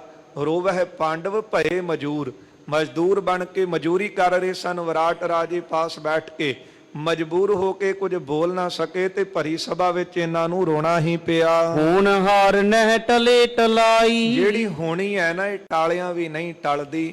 ਇਹ ਕਰਮ ਗਤੀ ਬਲਵਾਨ ਹੈ, ਭਾਵੇਂ ਜਿਨ ਕੈ ਸੁਆਮੀ ਰਹਿਤ ਅਧੂਰ। ਪਰ ਗਿਆਨਵਾਨ ਜਿਹੜੇ ਹਨ ਜਾਂ ਪੂਰੇ ਗੁਰੂ ਦੀ ਸ਼ਰਨ ਵਿੱਚ ਆ ਕੇ, ਜਿਸ ਤਰ੍ਹਾਂ ਸਤਿਗੁਰਾਂ ਨੇ ਕਰਮ ਕੱਟੇ ਸਨ ਸਕੇਤ ਮੰਡੀ ਦੇ ਰਾਜੇ ਦੇ, ਇਹ ਤਾਂ ਪੂਰੇ ਗੁਰੂ ਹੀ ਸਮਰੱਥ ਹਨ। ਜਿਸ ਪ੍ਰਮਾਤਮਾ ਪ੍ਰਭੂ ਨੇ ਲਿਖੇ ਨੇ ਉਹ ਆਪ ਹੀ ਕੱਟ ਸਕਦੇ। ਆ ਛੋਟੇ ਮੋਟੇ ਮੁਨਸ਼ੀ ਕਹਿੰਦੇ ਨਾ ਕਿ ਜੇ ਅਫਸਰ ਦਾ ਹੁਕਮ ਹੋ ਜਾਵੇ ਜਾਂ ਉਹ ਆਪ ਕੱਟ ਦੇਣ, ਲੀਕ ਮਾਰ ਦੇਣ ਤਾਂ ਫਿਰ ਕੱਟਿਆ ਜਾ ਸਕਦਾ, ਨਹੀਂ ਸਾਡੇ ਵੱਸ ਦੀ ਗੱਲ ਨਹੀਂ। ਹੁਣ ਜੋ ਲਿਖਿਆ ਗਿਆ ਤਾਂ ਕਰਨਾ ਹੀ ਪੈਣਾ। ਇਸ ਕਰਕੇ ਕਰਮ ਗਤੀ ਇੰਨੀ ਬਲਵਾਨ ਹੈ, ਹੋਣੀ ਮਿਟਦੀ ਨਹੀਂ ਹੈ। ਅਧਿਕ ਦੁਖੀ ਹੋਏ ਮਨ ਮਾਹੀ, ਪਾਂਡਵ ਬਹੁਤੇ ਦੁਖੀ ਹੋਏ ਹਨ ਆਪਣੇ ਮਨ ਦੇ ਵਿੱਚ ਕਿ ਇਹਨਾਂ ਦੀ ਇਸਤਰੀ ਨੂੰ ਜਦੋਂ ਫੜ ਕੇ ਕਰੀਚਕ ਲਿਜਾ ਰਿਹਾ ਹੈ ਤਾਂ ਇਹ ਵੀ ਬਲੀ ਸਨ, ਪਰ ਮਜਬੂਰ ਹੋ ਕੇ ਬੈਠੇ ਰਹੇ। ਬਿਨਾ ਗਿਆਨ ਕੇ ਕਬ ਸੁਖ ਨਾਹੀ, ਦੱਸੋ, ਕਹਿੰਦੇ ਗਿਆਨ ਤੋਂ ਬਿਨਾ ਕਦੇ ਬੰਦਾ ਸੁਖੀ ਹੋ ਸਕਦਾ ਹੈ? ਕਿਸੇ ਨੂੰ ਪੁੱਛ ਕੇ ਦੇਖ ਲਓ, ਬੰਦਾ ਕਹਿੰਦਾ ਕਿ ਮੈਂ ਤੇਰੇ ਤੋਂ ਵੱਧ ਦੁਖੀ ਹਾਂ। ਇਹ ਤਾਂ ਜਿਹੜਾ ਗਿਆਨੀ ਹੈ, ਗਿਆਨਵਾਨ ਹੈ, ਉਹੀ ਸੁਖੀ ਹੈ। ਮਨ ਕਰਕੇ ਸੁਖੀ ਹੈ ਨਾ, ਤਨ ਦੇ ਦੁੱਖ ਦੀ ਤਾਂ ਉਹ ਪਰਵਾਹ ਹੀ ਨਹੀਂ ਕਰਦਾ। ਪਤਾ ਹੈ ਕਿ ਕੀਤਾ ਕਰਮ ਸਾਹਮਣੇ ਆਇਆ ਹੈ ਤੇ ਕੱਟਿਆ ਹੀ ਜਾਣਾ ਹੈ। ਇਸ ਕਰਕੇ ਉਹ ਮਨ ਕਰਕੇ ਸੁਖੀ ਹੁੰਦੇ ਨੇ। ਗੁਰਦੇਵ ਕਹਿੰਦੇ ਗਿਆਨ ਤੋਂ ਬਿਨਾ ਕੋਈ ਸੁਖੀ ਨਹੀਂ ਹੋ ਸਕਦਾ। ਦੋਹਰਾ ਇਹ ਪ੍ਰਸੰਗ ਪੂਰਨ ਕਹੋ, ਪਰ ਕਵੀ ਜੀ ਕਹਿੰਦੇ ਨੇ ਤਾਂ ਪੰਕਤੀ ਦਾ ਅਰਥ ਹੋਇਆ ਨਾ ਕਿ ਜਿਨ ਕੈ ਸੁਆਮੀ ਰਹਿਤ ਦੂਰ, ਪਾਂਡਵ ਜਿਹੜੇ ਮਜਬੂਰ ਹੋ ਕੇ ਰੋਏ ਨੇ। ਪਰ ਅੱਗੇ ਕਵੀ ਜੀ ਕਹਿੰਦੇ, ਮੈਂ ਪ੍ਰਸੰਗ ਸੰਗਤ ਜੀ ਪੂਰਾ ਹੀ ਸੁਣਾ ਦੇਣਾ ਕਿ ਕਿਸ ਤਰ੍ਹਾਂ ਕਰੀਚਕ ਨੇ ਭਰੀ ਸਭਾ ਵਿੱਚੋਂ ਦ੍ਰੋਪਦੀ ਨੂੰ ਲੈ ਕੇ ਨਿਕਲਦਾ ਹੈ ਤੇ ਇਹਦੀ ਮੌਤ ਦਾ ਕਾਰਨ ਬਣਦਾ ਹੈ। ਸੋ ਇਸ ਤਰ੍ਹਾਂ ਕੇ ਸਰਵਣ ਕਰੋ। ਸੁਨੋ ਸੰਤ ਇਤਿਹਾਸ। ਕਵਿਰਾਜ ਜੀ ਕਹਿੰਦੇ, ਸੰਤ ਜੀ ਸੰਗਤ ਨੂੰ ਕਹਿੰਦੇ ਹਨ, ਜਿਹੜੇ ਸਿੱਖ ਸੰਤ ਬੈਠ ਕੇ ਕੋਲ ਸਰਵਣ ਕਰ ਰਹੇ ਨੇ। ਕਹਿੰਦੇ ਆਪ ਸਾਰਾ ਇਤਿਹਾਸ ਸੁਣ ਹੀ ਲਓ ਅੱਗੇ। ਦ੍ਰੁਪਦ ਸੁਤਾ ਦੁਖ ਆਤੁਰੀ। ਜਿਹੜੀ ਦ੍ਰੋਪਦੀ ਸੀ, ਦ੍ਰੁਪਤ ਰਾਜੇ ਦੀ ਪੁੱਤਰੀ, ਇਹ ਬਹੁਤ ਦੁਖੀ ਹੋਈ। ਕਹਿਤ ਨਿਰਪਤ ਕੀ ਪਾਸ। ਤੇ ਕਹਿਤ ਨਿਰਪਤ ਕੇ ਪਾਸ, ਜਦੋਂ ਸਭਾ ਦੇ ਵਿੱਚੋਂ ਕਰੀਚਕ ਨੇ ਇਹਨੂੰ ਬਾਹੋਂ ਫੜ ਕੇ ਖਿੱਚਿਆ ਤੇ ਇਹ ਉੱਚੀ ਬੋਲ ਕੇ ਰਾਜੇ ਦੇ ਤਾਈਂ ਕਹਿਣ ਲੱਗੀ, ਜਾਓ ਭਾਈ ਤ੍ਰਿਗ ਭੂਪਤ ਤੂੰ ਵੱਡੋ ਕੁਧਰਮੀ। ਕਹਿਣ ਲੱਗੀ, ਤ੍ਰਿਗ ਭੂਪਤ ਤੂੰ ਵੱਡੋ ਕੁਕਰਮੀ। ਐ ਰਾਜਾ ਤੇਰੇ ਤ੍ਰਿਕਾਰ ਹੈ, ਤੂੰ ਵੱਡਾ ਕੁਕਰਮੀ ਹੈ। ਲਖੀ ਸਭਾ ਸਭ ਤੋਰ ਕੁਕਰਮੀ। ਇਹ ਜਿਹੜੀ ਤੇਰੀ ਸਭਾ ਬੈਠੀ ਹੈ ਨਾ, ਇਹ ਕੁਕਰਮੀਆਂ ਦੀ ਬੈਠੀ ਹੈ ਕਿ ਤੇਰੀ ਸਭਾ ਦੇ ਵਿੱਚ ਕਿਸੇ ਵਿੱਚ ਇੰਨਾ ਬਲ ਨਹੀਂ ਤੇ ਇੰਨੀ ਵੱਡੀ ਸਭਾ ਲਾ ਕੇ ਬੈਠਾ ਹੈ, ਤੂੰ ਤਾਂ ਆਪ ਵੱਡਾ ਕੁਕਰਮੀ ਤੇ ਸਾਰੇ ਤੇਰੇ ਪਾਸ ਕੁਕਰਮੀ ਬੈਠੇ ਨੇ। ਤੇਰੇ ਰਾਜ ਨੂੰ ਤ੍ਰਿਕਾਰ ਹੈ, ਤ੍ਰਿਕਾਰ ਹੈ ਤੇਰੇ ਰਾਜ ਨੂੰ ਕਿ ਤੇਰੇ ਰਾਜ ਦੇ ਵਿੱਚ ਇੰਨਾ ਵੱਡਾ ਕੁਕਰਮ ਹੁੰਦਾ ਹੋਵੇ ਤੇ ਤੂੰ ਮਜਬੂਰ ਹੋ ਕੇ ਬੈਠਾ ਦੇਖਦਾ ਹੋਵੇਂ, ਤੈਨੂੰ ਵੀ ਤ੍ਰਿਕਾਰ ਹੈ। ਬਾਮੀ ਅਗੀ ਦੁਸ਼ਟ ਮਤਵਾਰੀ। ਇਹ ਸਾਰੇ ਬਾਮੀ ਟੇਢੇ ਮਨਾਂ ਵਾਲੇ ਹਨ, ਦੁਸ਼ਟ ਹਨ ਤੇ ਵੱਡੇ ਪਾਪੀ ਨੇ। ਤ੍ਰਿਗ ਤੁਮਹਿ ਨ ਕਰਤ ਨਿਵਾਰੂ। ਤੇ ਤ੍ਰਿਗ ਤ੍ਰਿਕਾਰ ਹੈ ਤੈਨੂੰ ਕਿ ਤੂੰ ਇਸ ਕੁਕਰਮ ਨੂੰ, ਮਾੜੇ ਕਰਮ ਨੂੰ ਰੋਕ ਨਹੀਂ ਸਕਿਆ। ਸਭਾ ਵਿਖੇ ਤ੍ਰਿਗ ਤਿੰਨ ਕੋ। ਜਿਹੜੀ ਸਭਾ ਦੇ ਵਿੱਚ ਸਾਰੇ ਬੈਠੇ ਨੇ, ਇਹਨਾਂ ਨੂੰ ਵੀ ਤ੍ਰਿਕਾਰ ਹੈ। ਦੇਖੋ ਛੀਨ ਭਇਓ ਬਲ ਜਿਨ ਕੋ। ਹਾਂ, ਦੇਖ ਕਰਕੇ ਜਿਨ੍ਹਾਂ ਦਾ ਬਲ ਜਿਹੜਾ ਹੈ ਉਹ ਇਹਨਾਂ ਅੱਗੇ ਖਾਲੀ ਹੋ ਗਿਆ, ਇਹਨੂੰ ਰੋਕ ਨਹੀਂ ਸਕੇ ਕਰੀਚਕ ਨੂੰ। ਬਹੁ ਕੁ ਬੋਲ ਬੋਲਤ ਪੀ ਬੇਬਲ। ਬੇਬਲ ਹੋਈ, ਹੁਣ ਕਰ ਕੀ ਸਕਦੀ ਸੀ ਦ੍ਰੋਪਦੀ ਵਿਚਾਰ ਨੇ। ਬੜੇ ਬੋਲ ਐਸੇ ਬੋਲੇ ਹਨ ਪਰ ਕਿਸੇ ਨੇ ਕੋਈ ਪੁਕਾਰ ਨਾ ਉੱਥੇ ਸੁਣੀ। ਚਲਿਓ ਐ ਚਲੇ ਬਲ ਕਰ ਨਿਜ ਥਲ। ਸਭਾ ਦੇ ਵਿੱਚੋਂ ਹੀ ਕਰੀਚਕ ਆਪਣੀ ਥਲ ਵੱਲ, ਆਪਣੀ ਜਗ੍ਹਾ ਵੱਲ ਦ੍ਰੋਪਦੀ ਨੂੰ ਲਿਜਾ ਰਿਹਾ ਸੀ। ਸਰਬ ਦਿਸਣ ਤੇ ਆਸ ਚੁਕਾਈ। ਹੁਣ ਇਸ ਨੇ ਸਾਰੇ ਪਾਸਿਓਂ ਆਸ ਜਿਹੜੀ ਸੀ ਚੁਕਾ ਦਿੱਤੀ ਹੈ। ਛੁਟਣ ਹੇਤ ਨਿਜ ਕੀਨੀ ਉਪਾਈ। ਛੁੱਟਣ ਵਾਸਤੇ ਹੁਣ ਸੋਚਦੀ ਹੈ ਕਿ ਮੈਂ ਕੋਈ ਆਪ ਹੀ ਉਪਾਅ ਕਰਾਂ। ਪਹਿਲਾਂ ਤਾਂ ਰਾਜੇ ਕੋਲ ਆਈ ਹੈ ਤੇ ਭਾਈ ਗੁਰਦਾਸ ਜੀ ਲਿਖਦੇ ਨੇ ਕਿ ਰਾਜਾ ਜਿਹੜਾ ਹੈ ਨਾ, ਉਹ ਪ੍ਰਜਾ ਦੀ ਰਾਖੀ ਵਾਸਤੇ ਵਾੜ ਦਾ ਕੰਮ ਕਰਦਾ ਹੈ ਤੇ ਉਲਟੀ ਵਾੜ ਖੇਤ ਕਉ ਖਾਈ। ਤੇ ਜੇ ਵਾੜ ਹੀ ਖੇਤ ਨੂੰ ਖਾਣ ਲੱਗ ਪਏ ਤੇ ਫਿਰ ਬਚਣ ਦੀ ਆਸ ਕਿੱਥੇ ਕੋ ਰੱਖੇ। ਕਹਿੰਦੇ ਜਦ ਇਹਨੂੰ ਨਾ ਕੋਈ ਸਭਾ ਚੋਂ ਬਚਾ ਸਕਿਆ, ਇਹਨੇ ਸਾਰੀਆਂ ਆਸਾਂ ਛੱਡ ਦਿੱਤੀਆਂ। ਹੁਣ ਇੱਕੋ ਇੱਕ ਇਹਨੇ ਆਪਣੇ ਚਿੱਤ ਵਿੱਚ ਵਿਚਾਰ ਸੋਚੀ ਹੈ। ਅਰਧ ਪੰਥ ਪਹੁੰਚੀ ਜਬ ਆਈ। ਜਦ ਕਰੀਚਕ ਦੇ ਨਾਲ ਅੱਧੇ ਰਸਤੇ ਤੇ ਇਹਨੂੰ ਲੈ ਗਿਆ, ਜਦ ਅੱਧ ਰਸਤੇ ਪਹੁੰਚੀ ਸੀ, ਕ੍ਰਿਚਕ ਸੋ ਤਬ ਗਿਰਾਇ ਲਾਈ। ਇਹ ਕਰੀਚਕ ਦੇ ਤਾਈਂ ਦ੍ਰੋਪਦੀ ਕਹਿਣ ਲੱਗੀ, ਦੋਹਰਾ ਜਬ ਜਾਮਨ ਹੋਵੇ ਤਿਮਰ। ਕਹਿੰਦੀ ਫਿਰ ਜੇ ਤੂੰ ਲੈ ਕੇ ਹੀ ਜਾਣਾ ਹੈ ਨਾ, ਜਬ ਜਾਮਨ ਹੋਵੇ ਤਿਮਰ ਮਿਲਹੂੰ ਤਬ ਤੁਮੇ ਆਏ। ਜਦ ਅੱਧੀ ਰਾਤ ਬੀਤ ਜਾਵੇਗੀ ਤੇ ਮੈਨੂੰ ਸਮਾਂ ਦੇ, ਮੈਂ ਆਪ ਹੀ ਆ ਜਾਵਾਂਗੀ। ਤਜੀਏ ਅਬ ਮੋਕੋ ਦਿਵਸ ਨਿਜ ਸੰਕੇਤ ਬਤਾਏ। ਜਗ੍ਹਾ ਦੱਸ, ਆਪਣਾ ਥਾਂ ਦੱਸ ਤੇ ਮੈਂ ਉੱਥੇ ਆਪਣੇ ਆਪ ਆਵਾਂਗੀ। ਚਾਉ ਪਾਈ ਸਬਿਦ ਸੁਨ ਕ੍ਰੀਚਕ ਹਰ ਖਾਨਾ। ਇਸ ਤਰ੍ਹਾਂ ਦ੍ਰੋਪਦੀ ਕੋਲੋਂ ਸੁਣ ਕੇ ਜਿਹੜਾ ਕਰੀਚਕ ਸੀ ਬੜਾ ਪ੍ਰਸੰਨ ਹੋਇਆ, ਬੜਾ ਖੁਸ਼ ਹੋਇਆ। ਬਿਗਸ ਬਦਨ ਤੇ ਬਚਨ ਬਖਾਨਾ। ਮੁਖੋਂ ਹੱਸ ਪਿਆ ਤੇ ਆਪਣੇ ਮੂੰਹ ਚੋਂ ਕਹਿਣ ਲੱਗਾ, ਨਿਸਾ ਹੋਤ ਸੂਨੀ ਚਟ ਸਾਰੂ। ਕਹਿੰਦਾ ਜੇ ਆਪਣੇ ਆਪ ਤੂੰ ਆ ਜਾਵੇਂ ਤੇ ਇਹਦੇ ਨਾਲ ਚੰਗੀ ਗੱਲ ਕਿਹੜੀ ਹੈ। ਫਿਰ ਸੁਣ, ਰਾਤ ਹੋਵੇਗੀ ਤੇ ਸੋਨੀ ਚਟ ਸਾਰੂ।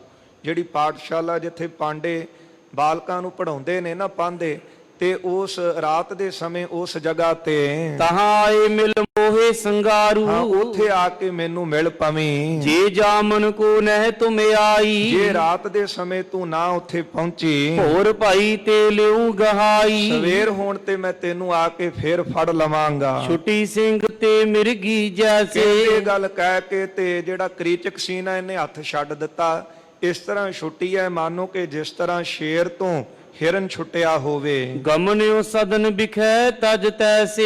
ਤੇ ਇਸ ਨੂੰ ਛੱਡ ਕੇ ਤੇ ਆਪਣੇ ਟਿਕਾਣੇ ਪਹੁੰਚ ਗਈ। ਬਿਥਰੇ ਬਾਰ ਬਦਨ ਕੁਮਲਾਨੋ। ਇਸ ਦੇ ਵਿਚਾਰੀ ਦੇ ਵਾਲ ਖਿਲਰੇ ਸਨ, ਮੂੰਹ ਬੜਾ ਕੁਮਲਾਇਆ ਸੀ। ਘਿਰਿਓ ਤਮੀ ਪਤ ਤਮ ਨਹਿ ਮਾਨੋ। ਵਾਲਾਂ ਦੇ ਨਾਲ ਇਹਦਾ ਮੁਖ ਇਸ ਤਰ੍ਹਾਂ ਘਿਰਿਆ ਸੀ ਮਾਨੋ ਕਿ ਜਿਸ ਤਰ੍ਹਾਂ ਹਨੇਰਾ ਚੰਦਰਮਾ ਨੂੰ ਘੇਰ ਲੈਂਦਾ ਹੈ। ਸੂਕੇ ਅਦਰ ਸਿਥਲ ਸਭ ਅੰਗਾ। ਸੁੱਕੇ ਹੋਏ ਸਨ, ਸਰੀਰ ਬਹੁਤ ਥੱਕਿਆ ਸੀ। ਸੀ। ਲਪਟ ਧੂਲ ਤਨ ਭਇਓ ਕੁਰੰਗਾ। ਸਰੀਰ ਦੇ ਉੱਤੇ ਬਹੁਤੀ ਮਿੱਟੀ ਲੱਗੀ ਹੋਈ, ਕਿਉਂਕਿ ਧੂਕੇ ਲਿਜਾ ਰਿਹਾ ਸੀ ਤੇ ਸਰੀਰ ਕੁਰੰਗਾ ਹੋਇਆ ਸੀ।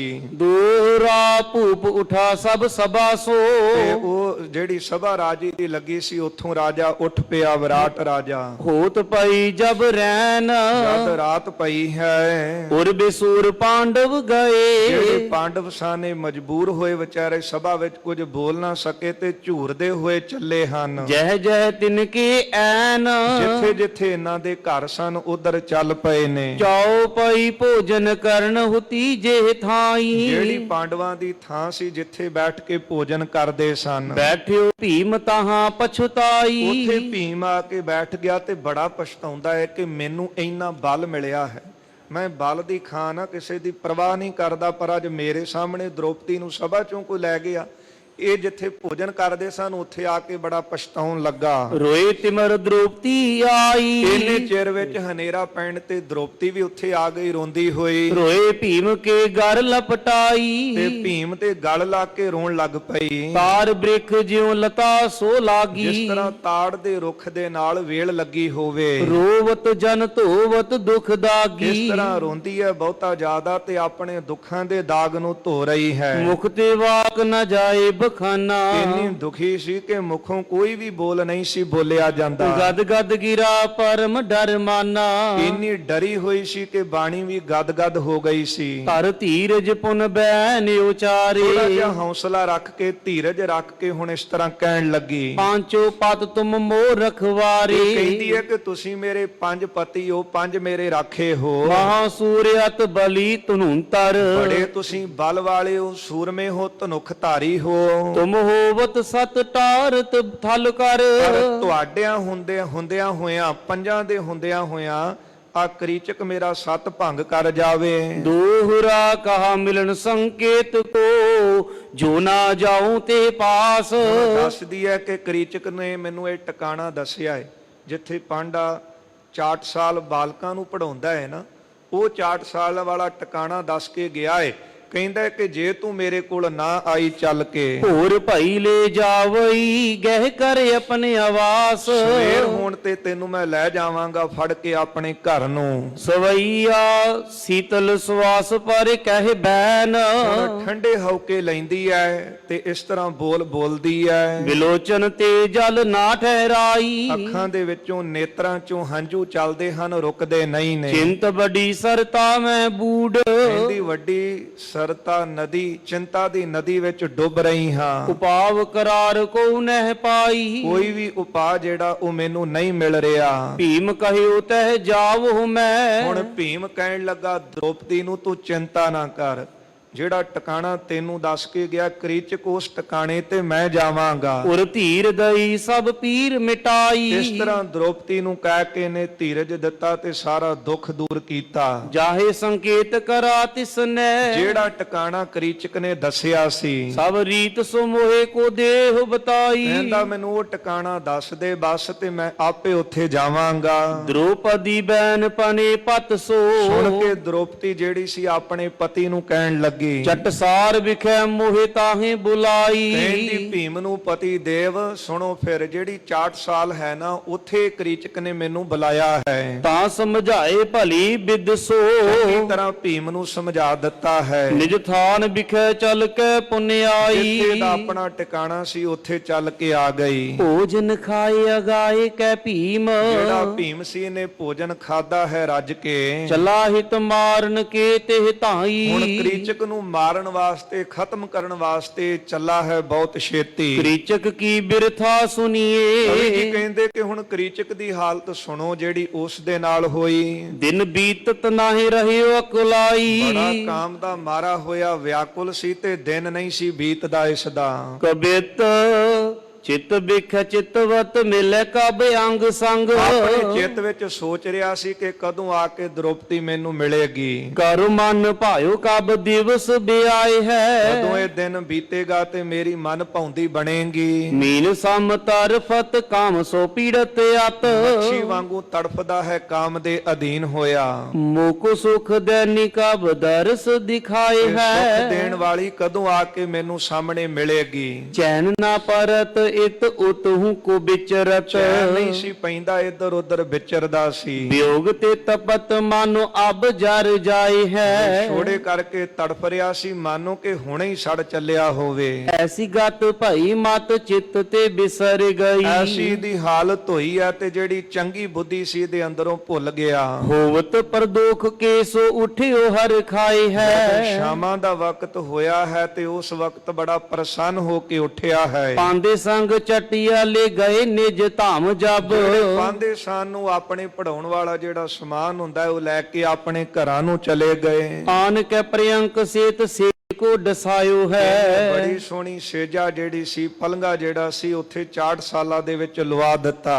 ਅਤਰ ਸੁਗੰਧ ਅੰਗ ਅੰਗ ਮੈਂ ਲਗਾਏ ਕਰ ਸੁੰਦਰ ਸੁਗੰਧੀਆਂ ਆਪਣੇ ਤਨ ਦੇ ਉੱਤੇ ਲਾ ਲਈਆਂ। ਬੈਠ ਤਬ ਆਏ ਧਿਆਨ ਤਾਹੇ ਦਿਸ ਲਾਇਓ ਤੇ ਹੈ ਆਪਣਾ ਜਿਹੜਾ ਧਿਆਨ ਸਾਹਮਣੇ ਰੱਖ ਕੇ ਤੇ ਆ ਕੇ ਉਸ ਆਸਣ ਤੇ ਬੈਠ ਗਿਆ ਹੈ। ਫੂਲ ਮਾਲ ਗਰੇ ਡਰ ਰੱਖ ਹੈ ਸਵਾਰੇ ਔਰ ਇਹਨੇ ਫੁੱਲਾਂ ਦੀਆਂ ਮਾਲਾਂ ਗਲੇ ਦੇ ਵਿੱਚ ਪਾ ਲਈਆਂ ਤੇ ਕੁਝ ਫੁੱਲ ਸਵਾਰ ਕੇ ਆਪਣੇ ਕੋਲ ਰੱਖ ਲਏ। ਸੁੰਦਰ ਸਮਾਜਕਾਰ ਦੇਹ ਲਿਸ਼ਕਾਇਓ ਹੈ ਸੋਹਣੀਆਂ ਸੋਹਣੀਆਂ ਚੀਜ਼ਾਂ ਦੇ ਨਾਲ ਕਰੀਚਕ ਨੇ ਆਪਣੀ ਦੇਹੀ ਆਪਣਾ ਸਰੀਰ ਲਸ਼ਕਾਇਆ ਹੈ। ਲਾਈ ਬਹੁ ਦੇਰ ਕੈਦੋ ਮਤ ਗਈ ਫੇਰ ਬੈਠੇ ਸੋਚਦਾ ਹੈ ਕਿ ਇੰਨੀ ਦੇਰ ਕਿਉਂ ਲਾਈ ਹੈ ਤੇ ਕਿਤੇ ਫੇਰ ਨਾ ਰੁਕ ਗਈ ਹੋਵੇ। ਝੁਕ ਝੁਕ ਹੀਰ ਬਡੋ ਜਹਾਂ ਤਮ ਛਾਇਓ ਤੇ ਹੈ ਬੜਾ ਹਨੇਰਾ ਸੀ ਸਾਹਮਣੇ, ਜਿੱਥੋਂ ਆਉਣ ਵਾਲਾ ਰਸਤਾ ਸੀ ਇਹ ਝੁਕ ਝੁਕ ਕੇ ਉਧਰ ਨੂੰ ਦੇਖਦਾ ਹੈ। ਭੀਮ ਜਬ ਗਇਓ ਪਗ ਖਰ ਕਾ ਸੁਨਤ ਭਇਓ ਇਹਨੇ ਚਿਰ ਦੇ ਵਿੱਚ ਜਿਹੜਾ ਭੀਮ ਸੀ ਬਲ ਦੀ ਖਾਨ ਉੱਥੇ ਪਹੁੰਚ ਗਿਆ ਦੇ ਪੈਰਾਂ ਦਾ ਖੜਾਕ ਕਰੀਚਕ ਨੇ ਸੁਣਿਆ ਹੈ। ਜਾਨੀ ਸੁਖ ਦੈਨੀ ਅਬ ਮੇਰੇ ਟਿਗ ਆਈ ਹਨੇਰਾ ਹੈ ਸੀ ਬਾਹਰ ਤੇ ਪੈਰਾਂ ਦਾ ਖੜਾਕ ਸੁਣ ਕੇ ਇਹਦੇ ਮਨ ਵਿੱਚ ਸੀ ਕਿ ਹੁਣ ਦ੍ਰੋਪਦੀ ਜਿਹੜੀ ਇੱਥੇ ਆ ਗਈ ਹੈ। ਰਿਦ ਹਰ ਖਾਏ ਨਿਜ ਅੰਗ ਮੈਂ ਨਮਾਏ ਆਪਣੇ ਅਬ ਚਿੱਤ ਵਿੱਚ ਬੜਾ ਪ੍ਰਸੰਨ ਸੀ ਤੇ ਇੰਨਾ ਖੁਸ਼ ਸੀ ਤੇ ਖੁਸ਼ੀ ਅੰਦਰ ਨਹੀਂ ਸੀ ਸਮਾਉਂਦੀ। ਕਰੋ ਕਾਮ ਕੀਲ ਮਿਲ ਭਈ ਮਨ ਭਾਈ ਕਹਿੰਦਾ, ਅੱਜ ਹੈ ਮੇਰੀ ਮਨ ਪਾਉਂਦੀ ਗੱਲ ਬਣੀ ਹੈ। ਗਏ ਤੇ ਸਮੀਪ ਹੱਥ ਗਹਿਨ ਚਲਾਇਓ ਹੱਥ ਜਦ ਭੀਮ ਨੇੜੇ ਗਿਆ ਨਾ ਤੇ ਇਹਨੇ ਦ੍ਰੋਪਦੀ ਸਮਝ ਕੇ ਹਨੇਰਾ ਸੀ ਉੱਥੇ ਤੇ ਆਪਣਾ ਹੱਥ ਜਿਹੜਾ ਸੀ ਅੱਗੇ ਕੀਤਾ ਉਹਦਾ ਹੱਥ ਫੜਨ ਵਾਸਤੇ। ਤਾਂ ਕੋ ਗਹਿ ਲੀਨੋ ਖੈਂਚ ਰਹਿਓ ਨਾ ਛੁਰਾਈ ਅੱਗੋਂ ਹੈ ਭੀਮ ਨੇ ਇਹਦਾ ਹੱਥ ਫੜ ਲਿਆ ਤੇ ਬੜਾ ਯਤਨ ਕਰਦਾ ਹੈ ਛਡਾਉਣ ਦਾ ਤੇ ਛੁੱਟਦਾ ਨਹੀਂ ਹੈ। ਉਠਿਓ ਤਬ ਠਾਂਡਾ ਭਇਓ ਕੌਰੀ ਵਿੱਚ ਗਇਓ ਲਿਓ ਇੰਨੇ ਚਿਰ ਦੇ ਵਿੱਚ ਉੱਠ ਕੇ ਖੜਾ ਹੋ ਗਿਆ ਤੇ ਭੀਮ ਨੇ ਇਸ ਨੂੰ ਜੱਫੀ ਦੇ ਵਿੱਚ ਲੈ ਲਿਆ। ਸੂਰ ਪਹਿਚਾਨਿਓ ਲਗੇ ਕਰਨ ਲੜਾਈ ਇਹ ਹੈ ਜਾਣ ਗਿਆ ਕਿ ਕੋਈ ਸੂਰਮਾ ਆਇਆ ਹੈ ਤੇ ਆਪਸ ਵਿੱਚ ਭਿੜਨ ਲੱਗੇ ਹਨ। ਮੋਸਟ ਪ੍ਰਹਾਰ ਕਰ ਲਗੇ ਘਰੀ ਯਾਰ ਮਾਨੋ ਤੇ ਪਹਿਲਾਂ ਤੇ ਮੁੱਕੇ ਮਾਰਦੇ ਹਨ ਤੇ ਮਾਨੋ ਲੱਗਾ ਕਰੀ ਹਾਲ ਮਾਨੋ ਘੜਤ ਲਰਾਰ ਹੈ, ਲੋਹਾਰ ਹੈ। ਕਹਿੰਦੇ ਜਿਸ ਤਰ੍ਹਾਂ ਲੋਹਾਰ ਲੋਹਾ ਘੜਨ ਵਾਲਾ ਲੋਹਾ ਘੜਦਾ ਹੈ ਇਸ ਤਰ੍ਹਾਂ ਆਪਸ ਵਿੱਚ ਲੜਨ ਲੱਗੇ ਹਨ। ਘੜਤ ਲੋਹਾਰ ਜਾਮੇ ਬਲ ਹੈ ਸਮਾਨ ਕੋ ਜਿਹਦੇ ਵਿੱਚ ਬਹੁਤ ਜ਼ਿਆਦਾ ਬਲ ਸੀ। ਕਹਿ ਦੋ ਗਜ ਦੋ ਸਿੰਘ ਸਾਰ ਦੁਲ ਸੋ ਇੰਨੇ ਬਲੀ ਸਨ ਮਾਨੋ ਕਿ ਦੋ ਹਾਥੀ ਭਿੜੇ ਹੋਣ ਜਾਂ ਦੋ ਸ਼ੇਰ ਭਿੜ ਪਏ ਹੋਣ। ਰਿਦੈ ਕ੍ਰੋਧ ਬਹੁ ਹੋ ਨਹਿ ਪਾਏ ਕੋ ਹਾਨ ਕੋ ਫਿਰ ਦੇ ਵਿੱਚ ਬੜਾ ਕ੍ਰੋਧ ਸੀ ਤੇ ਇੱਕ ਦੂਜੇ ਨੂੰ ਮਾਰਨ ਦਾ ਯਤਨ ਕਰਦੇ ਹਨ। ਲਗਤ ਚਪੇਟ ਪਾਈ ਭਿੜ ਨੇ ਕੀ ਭੇਟ ਫਿਰ ਆਪਸ ਵਿੱਚ ਭਿੜੇ ਹਨ ਤੇ ਚਪੇੜਾ ਮਾਰਨ ਲੱਗੇ ਹਨ। ਲਖ ਸੁਪਟ ਸਹੀਤ ਮਨ ਕਰੇ ਅਭਿਮਾਨ ਕੋ ਆਪਣੇ ਆਪ ਦੇ ਵਿੱਚ ਸੂਰਮੇ ਜਾਣਦੇ ਹਨ ਤੇ ਬਹੁਤਾ ਮਾਣ ਕਰਦੇ ਨੇ। ਲਾਤਨ ਕੁਮਾਰ ਮੁਖ ਬਚਨ ਉਚਾਰੇ ਫਿਰ ਨਹਿ ਲੱਤਾਂ ਦੇ ਨਾਲ ਇੱਕ ਦੂਜੇ ਨੂੰ ਮਾਰਦੇ ਨੇ ਪਰ ਮੁਖੋਂ ਕੁਝ ਨਹੀਂ ਬੋਲਦੇ। ਦੁਰੀ ਲੜਤ ਹੈ ਮਰੋਰਤ ਹੈ ਪਾਨ ਕੋ ਲੁਕੇ ਹੋਏ ਉੱਥੇ ਹੀ ਲੜ ਰਹੇ ਹਨ ਤੇ ਮਰੋਰਤ ਹੈ ਪਾਨ ਕੋ, ਇੱਕ ਦੂਜੇ ਦੇ ਹੱਥ ਨੂੰ ਮਰੋੜਦੇ ਹਨ। ਸਵਈਆ ਜਾਮ ਸੰਗਰਾਮ ਭਇਓ ਜਬ ਹੀ ਇੱਕ ਪੈਰ ਜਦ ਇਸ ਤਰ੍ਹਾਂ ਆਪਸ ਵਿੱਚ ਭਿੜੇ ਹਨ ਜੰਗ ਕੀਤਾ ਹੈ। ਪਗ ਸੋ ਅਟਕਾਏ ਕੈ ਭੀਮ ਗਿਰਾਇਓ ਭੀਮ ਨੇ ਇਸ ਕਰੀਚਕ ਨੂੰ ਆਪਣੇ ਪੈਰ ਦੇ ਨਾਲ ਅੜਾ ਕਰਕੇ ਤੇ ਧਰਤੀ ਤੇ ਸੁੱਟ ਲਿਆ ਹੈ। ਕ੍ਰੀਚਕ ਉਪਰ ਪਾ ਚੜ ਤੇ ਕੇ ਆਪ ਜਿਹੜਾ ਕਰੀਚਕ ਸੀ ਉਹਦੇ ਉੱਤੇ ਚੜ ਗਿਆ। ਬਹੁ ਗੋਡਨ ਮਾਰ ਕੇ ਭੂਮ ਗਿਰਾਇਓ ਗੋਡਿਆਂ ਦੇ ਨਾਲ ਮਾਰ ਮਾਰ ਕੇ ਇਹਨੂੰ ਧਰਤੀ ਤੇ ਸੁੱਟ ਲਿਆ ਹੈ ਕਰੀਚਕ ਨੂੰ। ਦਾਉ ਬਚਾਏ ਉਬੈ ਪਗ ਭੀਮ ਨੇ ਤੇ ਭੀਮ ਜਿਹੜਾ ਆਪਣਾ ਦਾ ਬਜਾ ਕੇ ਤੇ ਦੋਨਾਂ ਪੈਰਾਂ ਨੂੰ ਹੀ ਤਾਂ ਛਤੀਆ ਪਰ ਹਾਰ ਲਗਾਇਓ ਕਰੀਚਕ ਦੀ ਛਾਤੀ ਦੇ ਉੱਤੇ ਦੋਵੇਂ ਪੈਰ ਜਿਹੜੇ ਸਨ ਉਹਨਾਂ ਦਾ ਵਾਰ ਕੀਤਾ ਹੈ। ਚੋਟ ਲੱਗੇ ਨਾ ਸੰਭਾਰ ਰਹੀ। ਜਦੋਂ ਬਹੁਤੀ ਸੱਟ ਲੱਗੀ ਐ ਤੇ ਆਪਣੀ ਸੁੱਧ ਬੁੱਧ ਕਰੀਚਕ ਭੁੱਲ ਗਿਆ। ਗਿਰ ਗਾ ਜਨ ਪਾਉਨ ਤੇ ਰੂਖ ਗਿਰਾਇਓ। ਇਸ ਤਰ੍ਹਾਂ ਡਿੱਗਾ ਹੈ ਧਰਤੀ ਤੇ, ਮਾਨੋ ਕਿ ਪਾਉਣ ਨੇ ਹਵਾ ਨੇ ਰੁੱਖ ਸੁੱਟ ਦਿੱਤਾ ਹੋਵੇ। ਭੀਮ ਚੜਾ ਤੇ ਉਪਰ ਕ੍ਰੋਧ ਜਿਹੜਾ ਕੈ, ਭੀਮ ਸੀ ਗੁੱਸੇ ਦੇ ਨਾਲ ਇਸ ਦੇ ਉੱਪਰ ਖੜ ਗਿਆ ਹੈ। ਹਾਥ ਗਇਓ ਸੋ ਮਰੋਰਨ ਕਹਿ ਡਾਰਾ। ਭੀਮ ਨੇ ਕਰੀਚਕ ਦਾ ਜਿਹੜਾ ਹੱਥ ਸੀ ਇਹ ਮਰੋੜ ਦਿੱਤਾ, ਤੋੜ ਦਿੱਤਾ ਹੈ। ਹੀਰ ਪਇਓ ਬਲ ਦੇਖਤ ਤੇ ਹੈ, ਜਿਹੜਾ ਬਲ ਦੀ ਖਾਨ ਕਰੀਚਕ ਸੀ ਉਹ ਆਪਣਾ ਟੁੱਟਿਆ ਹੋਇਆ ਹੱਥ ਦੇਖਦਾ ਹੈ। ਉਜ ਦੂਸਰ ਕੋ ਉਤ ਤੇ ਸੁਖ ਉਖਾਰਾ। ਇੰਨੇ ਚਿਰ ਦੇ ਵਿੱਚ ਭੀਮ ਨੇ ਇਸ ਦਾ ਦੂਜਾ ਹੱਥ ਵੀ ਉਖਾੜ ਦਿੱਤਾ ਹੈ। ਮੂੰਡ ਮਰੋੜ ਲਿਓ ਪੁਨ ਤਾਹੇ ਕੋ, ਫਿਰ ਇਸ ਦੇ ਮੂੰਡ ਨੂੰ ਭਾਵ ਸਿਰ ਨੂੰ ਮਰੋੜ ਦਿੱਤਾ। ਦੀਨ ਟਿਕਾਏ ਸੋ ਛਾਤੀ ਮਜਾਰਾ। ਇਸ ਦੀ ਛਾਤੀ ਦੇ ਉੱਤੇ ਦਾ ਸਿਰ ਰੱਖ ਦਿੱਤਾ ਹੈ। ਹਾਥ ਦੋ ਪਗ ਤੋਰ ਬਲੀ। ਦੋਵੇਂ ਹੱਥ ਤੇ ਦੋਵੇਂ ਜਿਹੜੇ ਪੈਰ ਸਨ ਇਸ ਦੇ ਵਿਦ ਪੇਟ ਮੈਂ ਪਾਏ ਕੇ ਨੀਕੇ ਸਵਾਰਾ। ਉਹ ਵੀ ਤੋੜ ਕੇ ਤੇ ਚੰਗੀ ਤਰ੍ਹਾਂ ਸਵਾਰ ਕੇ ਦੇ ਪੇਟ ਦੇ ਉੱਤੇ ਰੱਖ ਦਿੱਤੇ ਨੇ। ਦੋਹਰਾ ਕਰ ਕੁਲਾਲ ਕੇ ਚਾਕ ਸਮ ਕੁਸ਼ ਤੀਰ ਚਟਸਾਰ। ਕਹਿੰਦੇ ਉਸੇ ਚਾਟਸ਼ਾਲਾ ਦੇ ਵਿੱਚ ਜਿੱਥੇ ਉਡੀਕ ਰਿਹਾ ਸੀ ਨਾ ਆਪਣੀ ਸੇਜਾ ਲਾ ਕੇ, ਉਥੇ ਦਾ ਸਰੀਰ ਇਸ ਤਰ੍ਹਾਂ ਕਰ ਦਿੱਤਾ ਜਿਸ ਤਰ੍ਹਾਂ ਘੁਮਿਆਰ ਦਾ ਚੱਕ ਹੋਵੇ, ਗੋਲ ਹੁੰਦਾ ਹੈ ਨਾ, ਉਸ ਤਰ੍ਹਾਂ ਇਹਦੇ ਦੋਵੇਂ ਹੱਥ ਦੋਵੇਂ ਪੈਰ ਤੋੜ ਕੇ ਇਹਦਾ ਸਿਰ ਘੁਮਾ ਕੇ ਇਹਦੀ ਛਾਤੀ ਦੇ ਉੱਤੇ ਰੱਖ ਦਿੱਤੇ ਹਨ। ਤੇ ਕੋ ਸਿਰੋ ਉਠਾਏ ਕੈ ਦੀਨ ਤਸਾਏ ਮਜਾਰ। ਇਹਦਾ ਸਿਰ ਵੀ ਜਿਹੜਾ ਸੀ ਚੁੱਕ ਕੇ ਇਹਦੀ ਛਾਤੀ ਦੇ ਉੱਤੇ ਰੱਖ ਦਿੱਤਾ। ਸਵਈਆ ਚਾਰ ਘੜੀ ਜਬ ਰਹਿਣ ਰਹੀ। 4 ਘੜੀਆਂ ਜਦ ਰਾਤ ਬਾਕੀ ਰਹਿ ਗਈ, ਤਬ ਭੀਮ ਗਇਓ ਆਪਣੇ ਘਰ ਮਾਹੀ। ਇਹ ਭੀਮ ਆਪਣੇ ਘਰ ਨੂੰ ਚਲਾ ਗਿਆ। ਦੇਹ ਭਇਓ ਸ਼ਰਮ ਸੋਏ ਰਹਿਓ। ਰਾਤ ਤੇ ਲੜਦਾ ਰਿਹਾ ਤੇ ਥੱਕ ਗਿਆ ਸੀ, ਆ ਕੇ ਸੌਂ ਗਿਆ। ਔਰ ਬੀਚ ਲਖੀ ਕਿਨਹੂ ਸੁਧ ਨਾਹੀ। ਪਰ ਨਗਰ ਦੇ ਵਿੱਚ ਕਿਸੇ ਨੂੰ ਨਹੀਂ ਪਤਾ ਲੱਗ ਸਕਿਆ ਇਸ ਖਬਰ ਦਾ। ਹੋਰ ਭਾਈ ਸਭ ਲੋਕ ਉਠੇ। ਸਵੇਰ ਹੋਈ ਸਾਰੇ ਲੋਕ ਉੱਠੇ ਹਨ, ਜਾਗੇ ਨੇ। ਬਿਖ ਕ੍ਰੀਚਕ ਪਾਏ ਨਾ ਧਾਮ ਜਹਾਹੀ। ਪਰ ਕ੍ਰੀਚਕ ਦਾ ਜਿੱਥੇ ਘਰ ਸੀ ਉਹ ਆਪਣੇ ਘਰ ਵਿੱਚ ਨਾ ਲੱਭਾ। ਹੋਏ ਹਿਰਦੈ ਬਿਸਮੈ ਸਭ ਹੀ ਤਬ। ਹਿਰਦੇ ਵਿੱਚ ਸਾਰੇ ਬਹੁਤ ਹੈਰਾਨ ਹੁੰਦੇ ਹਨ। ਹੋ ਜਿਨ ਕੀਨ ਪਲੀ ਬਿਦ ਤਾਹੀ। ਕਹਿੰਦੇ ਇੰਨਾ ਬਲੀ ਹੈ, ਇਹ ਕਿੱਧਰ ਗਿਆ ਹੈ? ਰੌਰ ਪਰਾ ਸਗਰੇ ਪੁਰ ਮੈਂ। ਸਾਰੇ ਨਗਰ ਦੇ ਵਿੱਚ ਰੋਲਾ ਪੈ ਗਿਆ। ਨਹਿ ਕ੍ਰੀਚਕ ਪਾਵਤ ਹੈ ਕੇ ਥਾਈ। ਕਿਸੇ ਜਗ੍ਹਾ ਜਿਹੜਾ ਕ੍ਰੀਚਕ ਨਹੀਂ ਸੀ ਮਿਲ ਰਿਹਾ। ਦੇਖਿਓ ਤਬੈ ਚਟਸਾਰ ਮਜਾਰ। ਜਿਹੜੀ ਚਾਟਸ਼ਾਲਾ ਸੀ ਉੱਥੇ ਆ ਕੇ ਦੇਖਿਆ ਹੈ। ਕੁਲਾਲ ਕੇ ਚਾਕ ਸਮਾਨ ਬਣਾਈ। ਕੁਮਾਰ ਦੇ ਚੱਕ ਵਾਂਗੂ ਬਣਿਆ ਪਿਆ ਹੈ। ਆਨਨ ਦੇਖ ਪਛਾਨਤ ਭੇ ਸਿਰ। ਇਹਦਾ ਸਿਰ ਦੇਖ ਕੇ ਨਾ ਜਿਹੜਾ ਛਾਤੀ ਤੇ ਪਿਆ ਸੀ, ਦੇਖ ਕੇ ਇਹਨੂੰ ਪਛਾਣ ਗਏ। ਤੋਰ ਜੋ ਪੇਟ ਕੇ ਮਾਹੇ ਟਿਕਾਈ। ਤੋੜ ਕੇ ਜਿਹੜਾ ਭੀਮ ਨੇ ਇਹਦੀ ਛਾਤੀ ਦੇ ਉੱਤੇ ਪੇਟ ਦੇ ਉੱਤੇ ਟਿਕਾਇਆ ਸੀ। ਹਾਥ ਨਾ ਪਾਵ ਨਾ ਪਾਵਤ ਹੈ। ਨਾ ਇਹਦੇ ਹੱਥ ਲੱਭਦੇ ਨੇ ਸਲਾਮਤ, ਨਾ ਇਹਦੇ ਪੈਰ ਦਿਸਦੇ ਹਨ। ਬਿਸਮਾਦ ਭਏ ਸਭ ਜਾਣਿਓ ਨਾ ਜਾਈ। ਹੈਰਾਨ ਹੋ ਗਏ ਸਾਰੇ ਕਿ ਬਣਿਆ ਕੀ ਹੈ, ਕੁਝ ਸਮਝ ਨਹੀਂ ਪੈ ਰਹੀ। ਕੌਨੇ ਹਤਿਓ ਜਹ ਹੋ ਤੋ ਬਲੀਅਤ। ਇਹਨਾਂ ਬਲੀ ਕੌਣ ਹੋਵੇਗਾ ਜਿਹੜਾ ਇਹਨੂੰ ਮਾਰ ਗਿਆ? ਆ ਜੁਦ ਕੋ ਛਤ ਲਾਗਿਓ ਨਾ ਕੋ। ਇਹਦੇ ਸਰੀਰ ਦੇ ਉੱਤੇ ਤਾਂ ਕੋਈ ਸ਼ਸਤਰ ਦਾ ਵਾਰ ਨਹੀਂ ਲੱਗਾ। ਫੇਰ ਵਿਚਾਰ ਕੀਓ ਸਭ ਨੇ। ਫਿਰ ਸਾਰਿਆਂ ਨੇ ਆਪਣੇ ਚਿੱਤ 'ਚ ਵਿਚਾਰ ਕੀਤੀ ਹੈ। ਕਹੀ ਸੇ ਅੰਦਰੀ ਬਾਣੀ ਭਈ ਸੱਚ ਸੋ। ਕਹਿੰਦੇ ਕਿ ਜਿਹੜੀ ਦ੍ਰੋਪਦੀ ਨੇ ਗੱਲ ਕਹੀ ਸੀ ਉਹ ਸੱਚੀ ਹੋਈ ਹੈ। ਗੰਧਰਬ ਤਾਂ ਕੇ ਹੁਤੇ ਰਖਵਾਰ। ਇਸ ਦੇ ਰਾਖੇ ਜਿਹੜੇ ਸਨ ਉਹ ਗੰਧਰਬ ਹਨ। ਅਵਗਿਆ ਬਿਲੋਕੇ ਮਾਰ ਦੋਇਓ। ਉਹਨਾਂ ਨੇ ਇਹਦੀ ਅਵਗਿਆ ਦੇਖ ਕਰਕੇ ਜਿਹੜਾ ਮਾੜਾ ਕੰਮ ਕੀਤਾ ਸੀ ਉਹ ਦੇਖ ਕੇ ਇਹਨੂੰ ਖਤਮ ਕਰ ਦਿੱਤਾ ਹੈ। ਜੋਧ ਲਰੇ ਨਾ ਲਗੇ ਅੰਗ ਆਜੁਦ। ਕੋਈ ਸੂਰਮਾ ਇਹਦੇ ਨਾਲ ਲੜਦਾ ਤੇ ਇਹਦੇ ਸਰੀਰ ਦੇ ਉੱਤੇ ਜ਼ਖਮ ਹੋਣੇ ਸੀ ਸ਼ਸਤਰਾਂ ਦੇ। ਐਸੇ ਬਣਾਏ ਕਹੈ ਮਿਲ ਸੋ। ਇਸ ਤਰ੍ਹਾਂ ਸਾਰੇ ਨਗਰ ਵਾਲੇ ਮਿਲ ਕੇ ਆਪਸ ਵਿੱਚ ਕਹਿੰਦੇ ਸਨ। ਦੋਹਰਾ ਭਰਾਤ ਹੁਤੇ ਸਤ ਤਾਹੇ ਕੇ। ਇਹ ਕ੍ਰੀਚਕ ਦੇ ਬਹੁਤੇ ਭਰਾ ਸਨ। ਕਰੇ ਬਿਰਲਾਪ ਪੁਕਾਰ। ਸਾਰੇ ਭਰਾ ਇਹਦੇ ਬਹੁਤੀ ਪੁਕਾਰਾਂ ਕਰਨ ਲੱਗੇ ਨੇ। ਖਨ ਜੁਤ ਸਿੰਗਾਰ ਖੁਐ।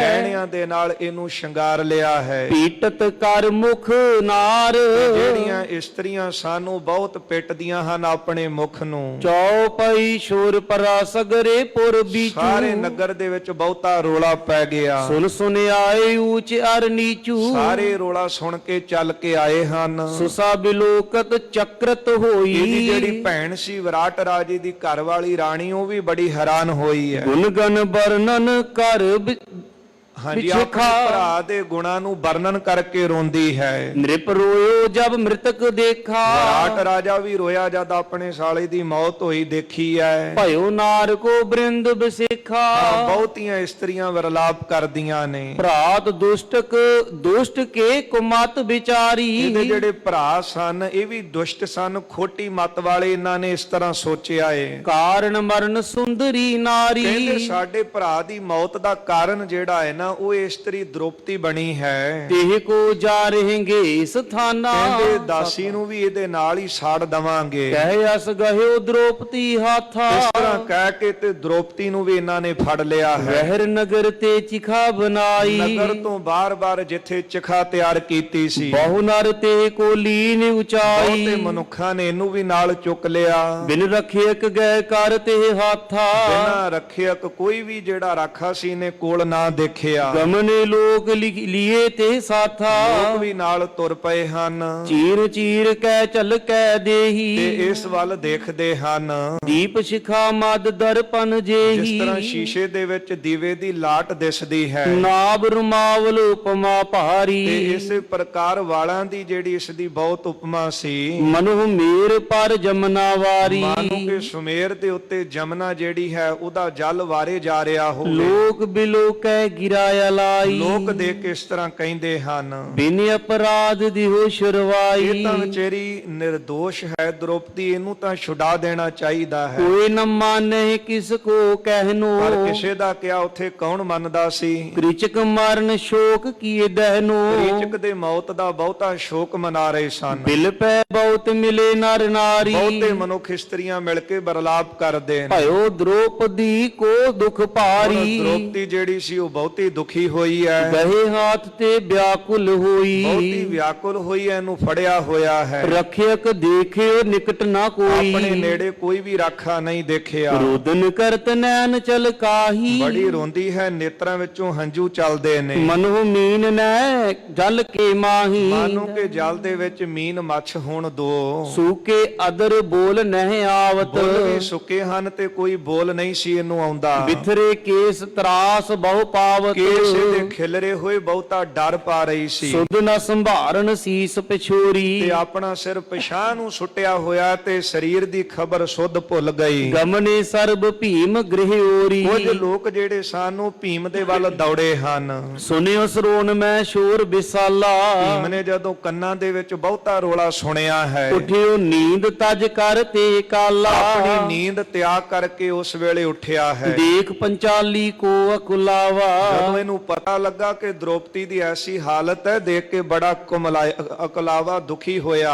ਤੇ ਕੋ ਬਦਨ ਕਮਲ ਕੁਮਲਾਵਾ, ਇਸ ਦਾ ਜਿਹੜਾ ਕਮਲ ਸਰੀਖਾ ਮੁਖ ਕੁਮਲਾਇਆ ਹੋਇਆ ਦੇਖਿਆ। ਨੈਣ ਸੈਨ ਦੀਨੀ ਸਮਝਾਈ, ਜਦ ਕੋਲ ਆਇਆ ਤੇ ਦ੍ਰੋਪਦੀ ਨੂੰ ਫੜ ਕੇ ਲਿਜਾ ਰਹੇ ਸਨ ਤੇ ਭੀਮ ਨੇ ਅੱਖਾਂ ਦੇ ਇਸ਼ਾਰੇ ਨਾਲ ਇਹਨੂੰ ਸਮਝਾ ਦਿੱਤਾ। ਮੈਂ ਆਵੋ ਤਵ ਕਰੋ ਸਹਾਈ, ਕਹਿਣ ਲੱਗਾ ਚਿੰਤਾ ਨਾ ਕਰਕੇ ਮੈਂ ਤੇਰੇ ਕੋਲ ਹਾਂ, ਤੇਰੀ ਸਹਾਇਤਾ ਕਰਾਂਗਾ। ਕੁਸ਼ਕ ਦ੍ਰੋਪਦੀ ਧੀਰਜ ਧਰਿਓ, ਭੀਮ ਨੂੰ ਪਾਸ ਦੇਖਿਆ, ਅੱਖਾਂ ਦਾ ਇਸ਼ਾਰਾ ਦੇਖਿਆ ਤੇ ਕੁਝ ਸਮਝ ਗਈ, ਕੁਝ ਹੌਸਲਾ ਰੱਖਿਆ। ਬਹਿਤ ਨਦੀ ਜਨ ਹਾਥ ਪਕੜਿਓ, ਮਾਨੋ ਕਿ ਨਦੀ ਵਿੱਚ ਰੁੜਦੀ ਜਾਂਦੀ ਹੋਵੇ ਤੇ ਕਿਸੇ ਨੇ ਹੱਥ ਫੜ ਲਿਆ ਹੋਵੇ। ਚਿਤਾ ਹੁਤੀ ਜੈ ਗਮਨੇ ਸਭ ਹੀ, ਜਿੱਥੇ ਕ੍ਰੀਚਕ ਦੀ ਚਿਤਾ ਸੀ, ਚਿਖਾ ਤਿਆਰ ਕੀਤੀ ਸੀ, ਉੱਥੇ ਪਹੁੰਚ ਗਏ ਸਾਰੇ। ਬੜੋ ਬ੍ਰਿੰਦ ਪਾਲੋਕਨ ਤਬ ਹੀ, ਬਹੁਤ ਲੋਕਾਂ ਦਾ ਇਕੱਠ ਸੀ ਨਾਲ। ਭੀਮ ਸੈਨ ਕਰ ਬੇਖ ਕੁਟਾਲੀ, ਇਧਰ ਭੀਮ ਨੇ ਆਪਣਾ ਰੂਪ ਜਿਹੜਾ ਸੀ ਉਹ ਬਦਲ ਲਿਆ। ਖਾਂਦਿਓ ਕੋਟ ਮਾਰ ਕਰ ਛਾਲੀ, ਛਾਲ ਮਾਰ ਕੇ ਵੀ ਉੱਥੇ ਪਹੁੰਚ ਗਿਆ ਹੈ। ਗਇਓ ਵਿਸਾਲ ਉਜਾਰ ਮਜਾਰਾ, ਤੇ ਉਜਾੜ ਦੇ ਵਿੱਚ ਪਹੁੰਚ ਕਰਕੇ ਸ਼ੁਸ਼ਕ ਬਿਰਖ ਇੱਕ ਹਾਥ ਉਖਾਰਾ, ਸੱਤਾ ਰੁੱਖ ਜਿਹੜਾ ਸੀ ਇੱਕ ਇਸ ਨੇ ਉਹ ਪੁੱਟ ਲਿਆ।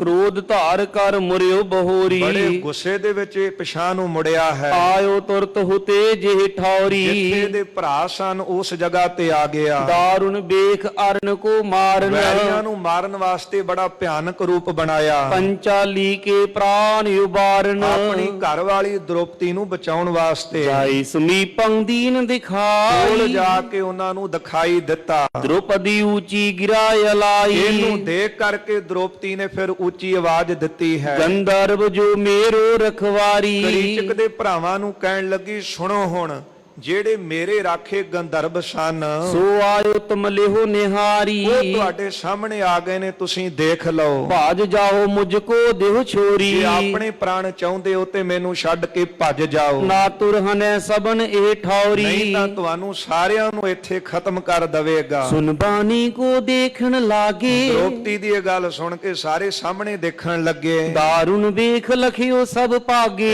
ਇਹ ਬੜਾ ਭਿਆਨਕ ਰੂਪ ਭੀਮ ਨੇ ਧਾਰਿਆ ਸੀ, ਦਾ ਭਿਆਨਕ ਰੂਪ ਦੇਖ ਕੇ ਸਾਰੇ ਭੱਜਣ ਲੱਗੇ। ਉਹ ਨਹੀਂ ਕਾਹੂ ਸੰਗ ਬੁਲਾਏ ਕੋਈ ਕਿਸੇ ਦੇ ਤਾਈ ਨਹੀਂ ਸੀ ਬੁਲਾਉਂਦਾ, ਚਾਹਤੇ ਆਪਣੇ ਪ੍ਰਾਨ ਬਚਾਏ ਚਾਹੁੰਦੇ ਹਨ ਕਿ ਆਪਣੇ ਪ੍ਰਾਣ ਬਚਾ ਲਈਏ। ਧਾਇਓ ਭੀਮ ਸੈਨ ਰਿਸ ਭਾਰੀ ਹੁਣ ਭੀਮ ਬਹੁਤੇ ਗੁੱਸੇ ਦੇ ਵਿੱਚ ਦੌੜਿਆ ਹੈ, ਘੇਰੇ ਸਭ ਹੀ ਜਾਏ ਅਗਾਰੀ ਇਹਨਾਂ ਭੱਜਦਿਆਂ ਨੂੰ ਜਾਂਦਿਆਂ ਨੂੰ ਇਹਨੇ ਘੇਰ ਲਿਆ। ਸਹਸ ਭਰਾਤ ਕੁਛ ਪਟਨ ਸਮੇਤਾ ਇੱਥੇ ਗਿਣਤੀ ਦਿੰਦੇ ਨੇ ਕਵੀ ਜੀ, ਕਹਿੰਦੇ 100 ਭਰਾ ਸਨ ਕਰੀਚਕ ਦੇ, ਨਾਲ ਉਹਨਾਂ ਦੇ ਹੋਰ ਸੂਰਮੇ ਵੀ ਸਨ। ਤਬ ਸਨਮੁਖ ਆਏ ਰਣਹੇਤਾ ਇਹ ਜੰਗ ਕਰਨ ਵਾਸਤੇ ਭੀਮ ਦੇ ਸਾਹਮਣੇ ਆਏ ਹਨ। ਹਥਿਆਰਨ ਕੇ ਕਰੇ ਪ੍ਰਹਾਰਾ ਆਪਣੇ ਹਥਿਆਰਾਂ ਦੇ ਨਾਲ ਇਹਨਾਂ ਨੇ ਵਾਰ ਕੀਤੇ ਨੇ। ਮਾਰੋ ਮਾਰੋ ਸਭਨ ਪੁਕਾਰਾ ਆਪਣੇ ਮੁਖ ਚੋਂ ਮਾਰ ਲਓ ਇਹ ਤਾਂ ਕੱਲਾ ਏ ਤੇ ਸਾਰੇ ਕਹਿ ਕੇ ਅੱਗੇ ਵਧੇ ਹਨ। ਰਿਸਿਓ ਵਿਸਾਲ ਲਾਲ ਕਰ ਨੈਣਾ ਇਧਰ ਭੀਮ ਗੁੱਸੇ ਵਿੱਚ ਆਇਆ, ਅੱਖਾਂ ਲਾਲ ਕੀਤੀਆਂ ਨੇ। ਮਾਰ ਬਿਰਖ ਪਠਏ ਜਮਿਆ ਨਾ ਜਿਹੜਾ ਸੁੱਕਾ ਰੁੱਖ ਆਪਣੇ ਹੱਥ ਵਿੱਚ ਲਿਆ ਸੀ, ਮਾਰ ਕੇ ਜਿਹੜੇ ਵੈਰੀ ਸਨ ਜਮਾਂ ਦੇ ਘਰ ਨੂੰ ਤੋੜ ਦਿੱਤੇ। ਕ੍ਰਿਚਕ ਭਰਾਤ ਸਰਬ ਤਹਿ ਮਾਰੇ ਕ੍ਰਿਚਕ ਦੇ ਸਾਰੇ ਹੀ ਭਰਾ ਭੀਮ ਨੇ ਖਤਮ ਕੀਤੇ। ਕੁਸ਼ਕ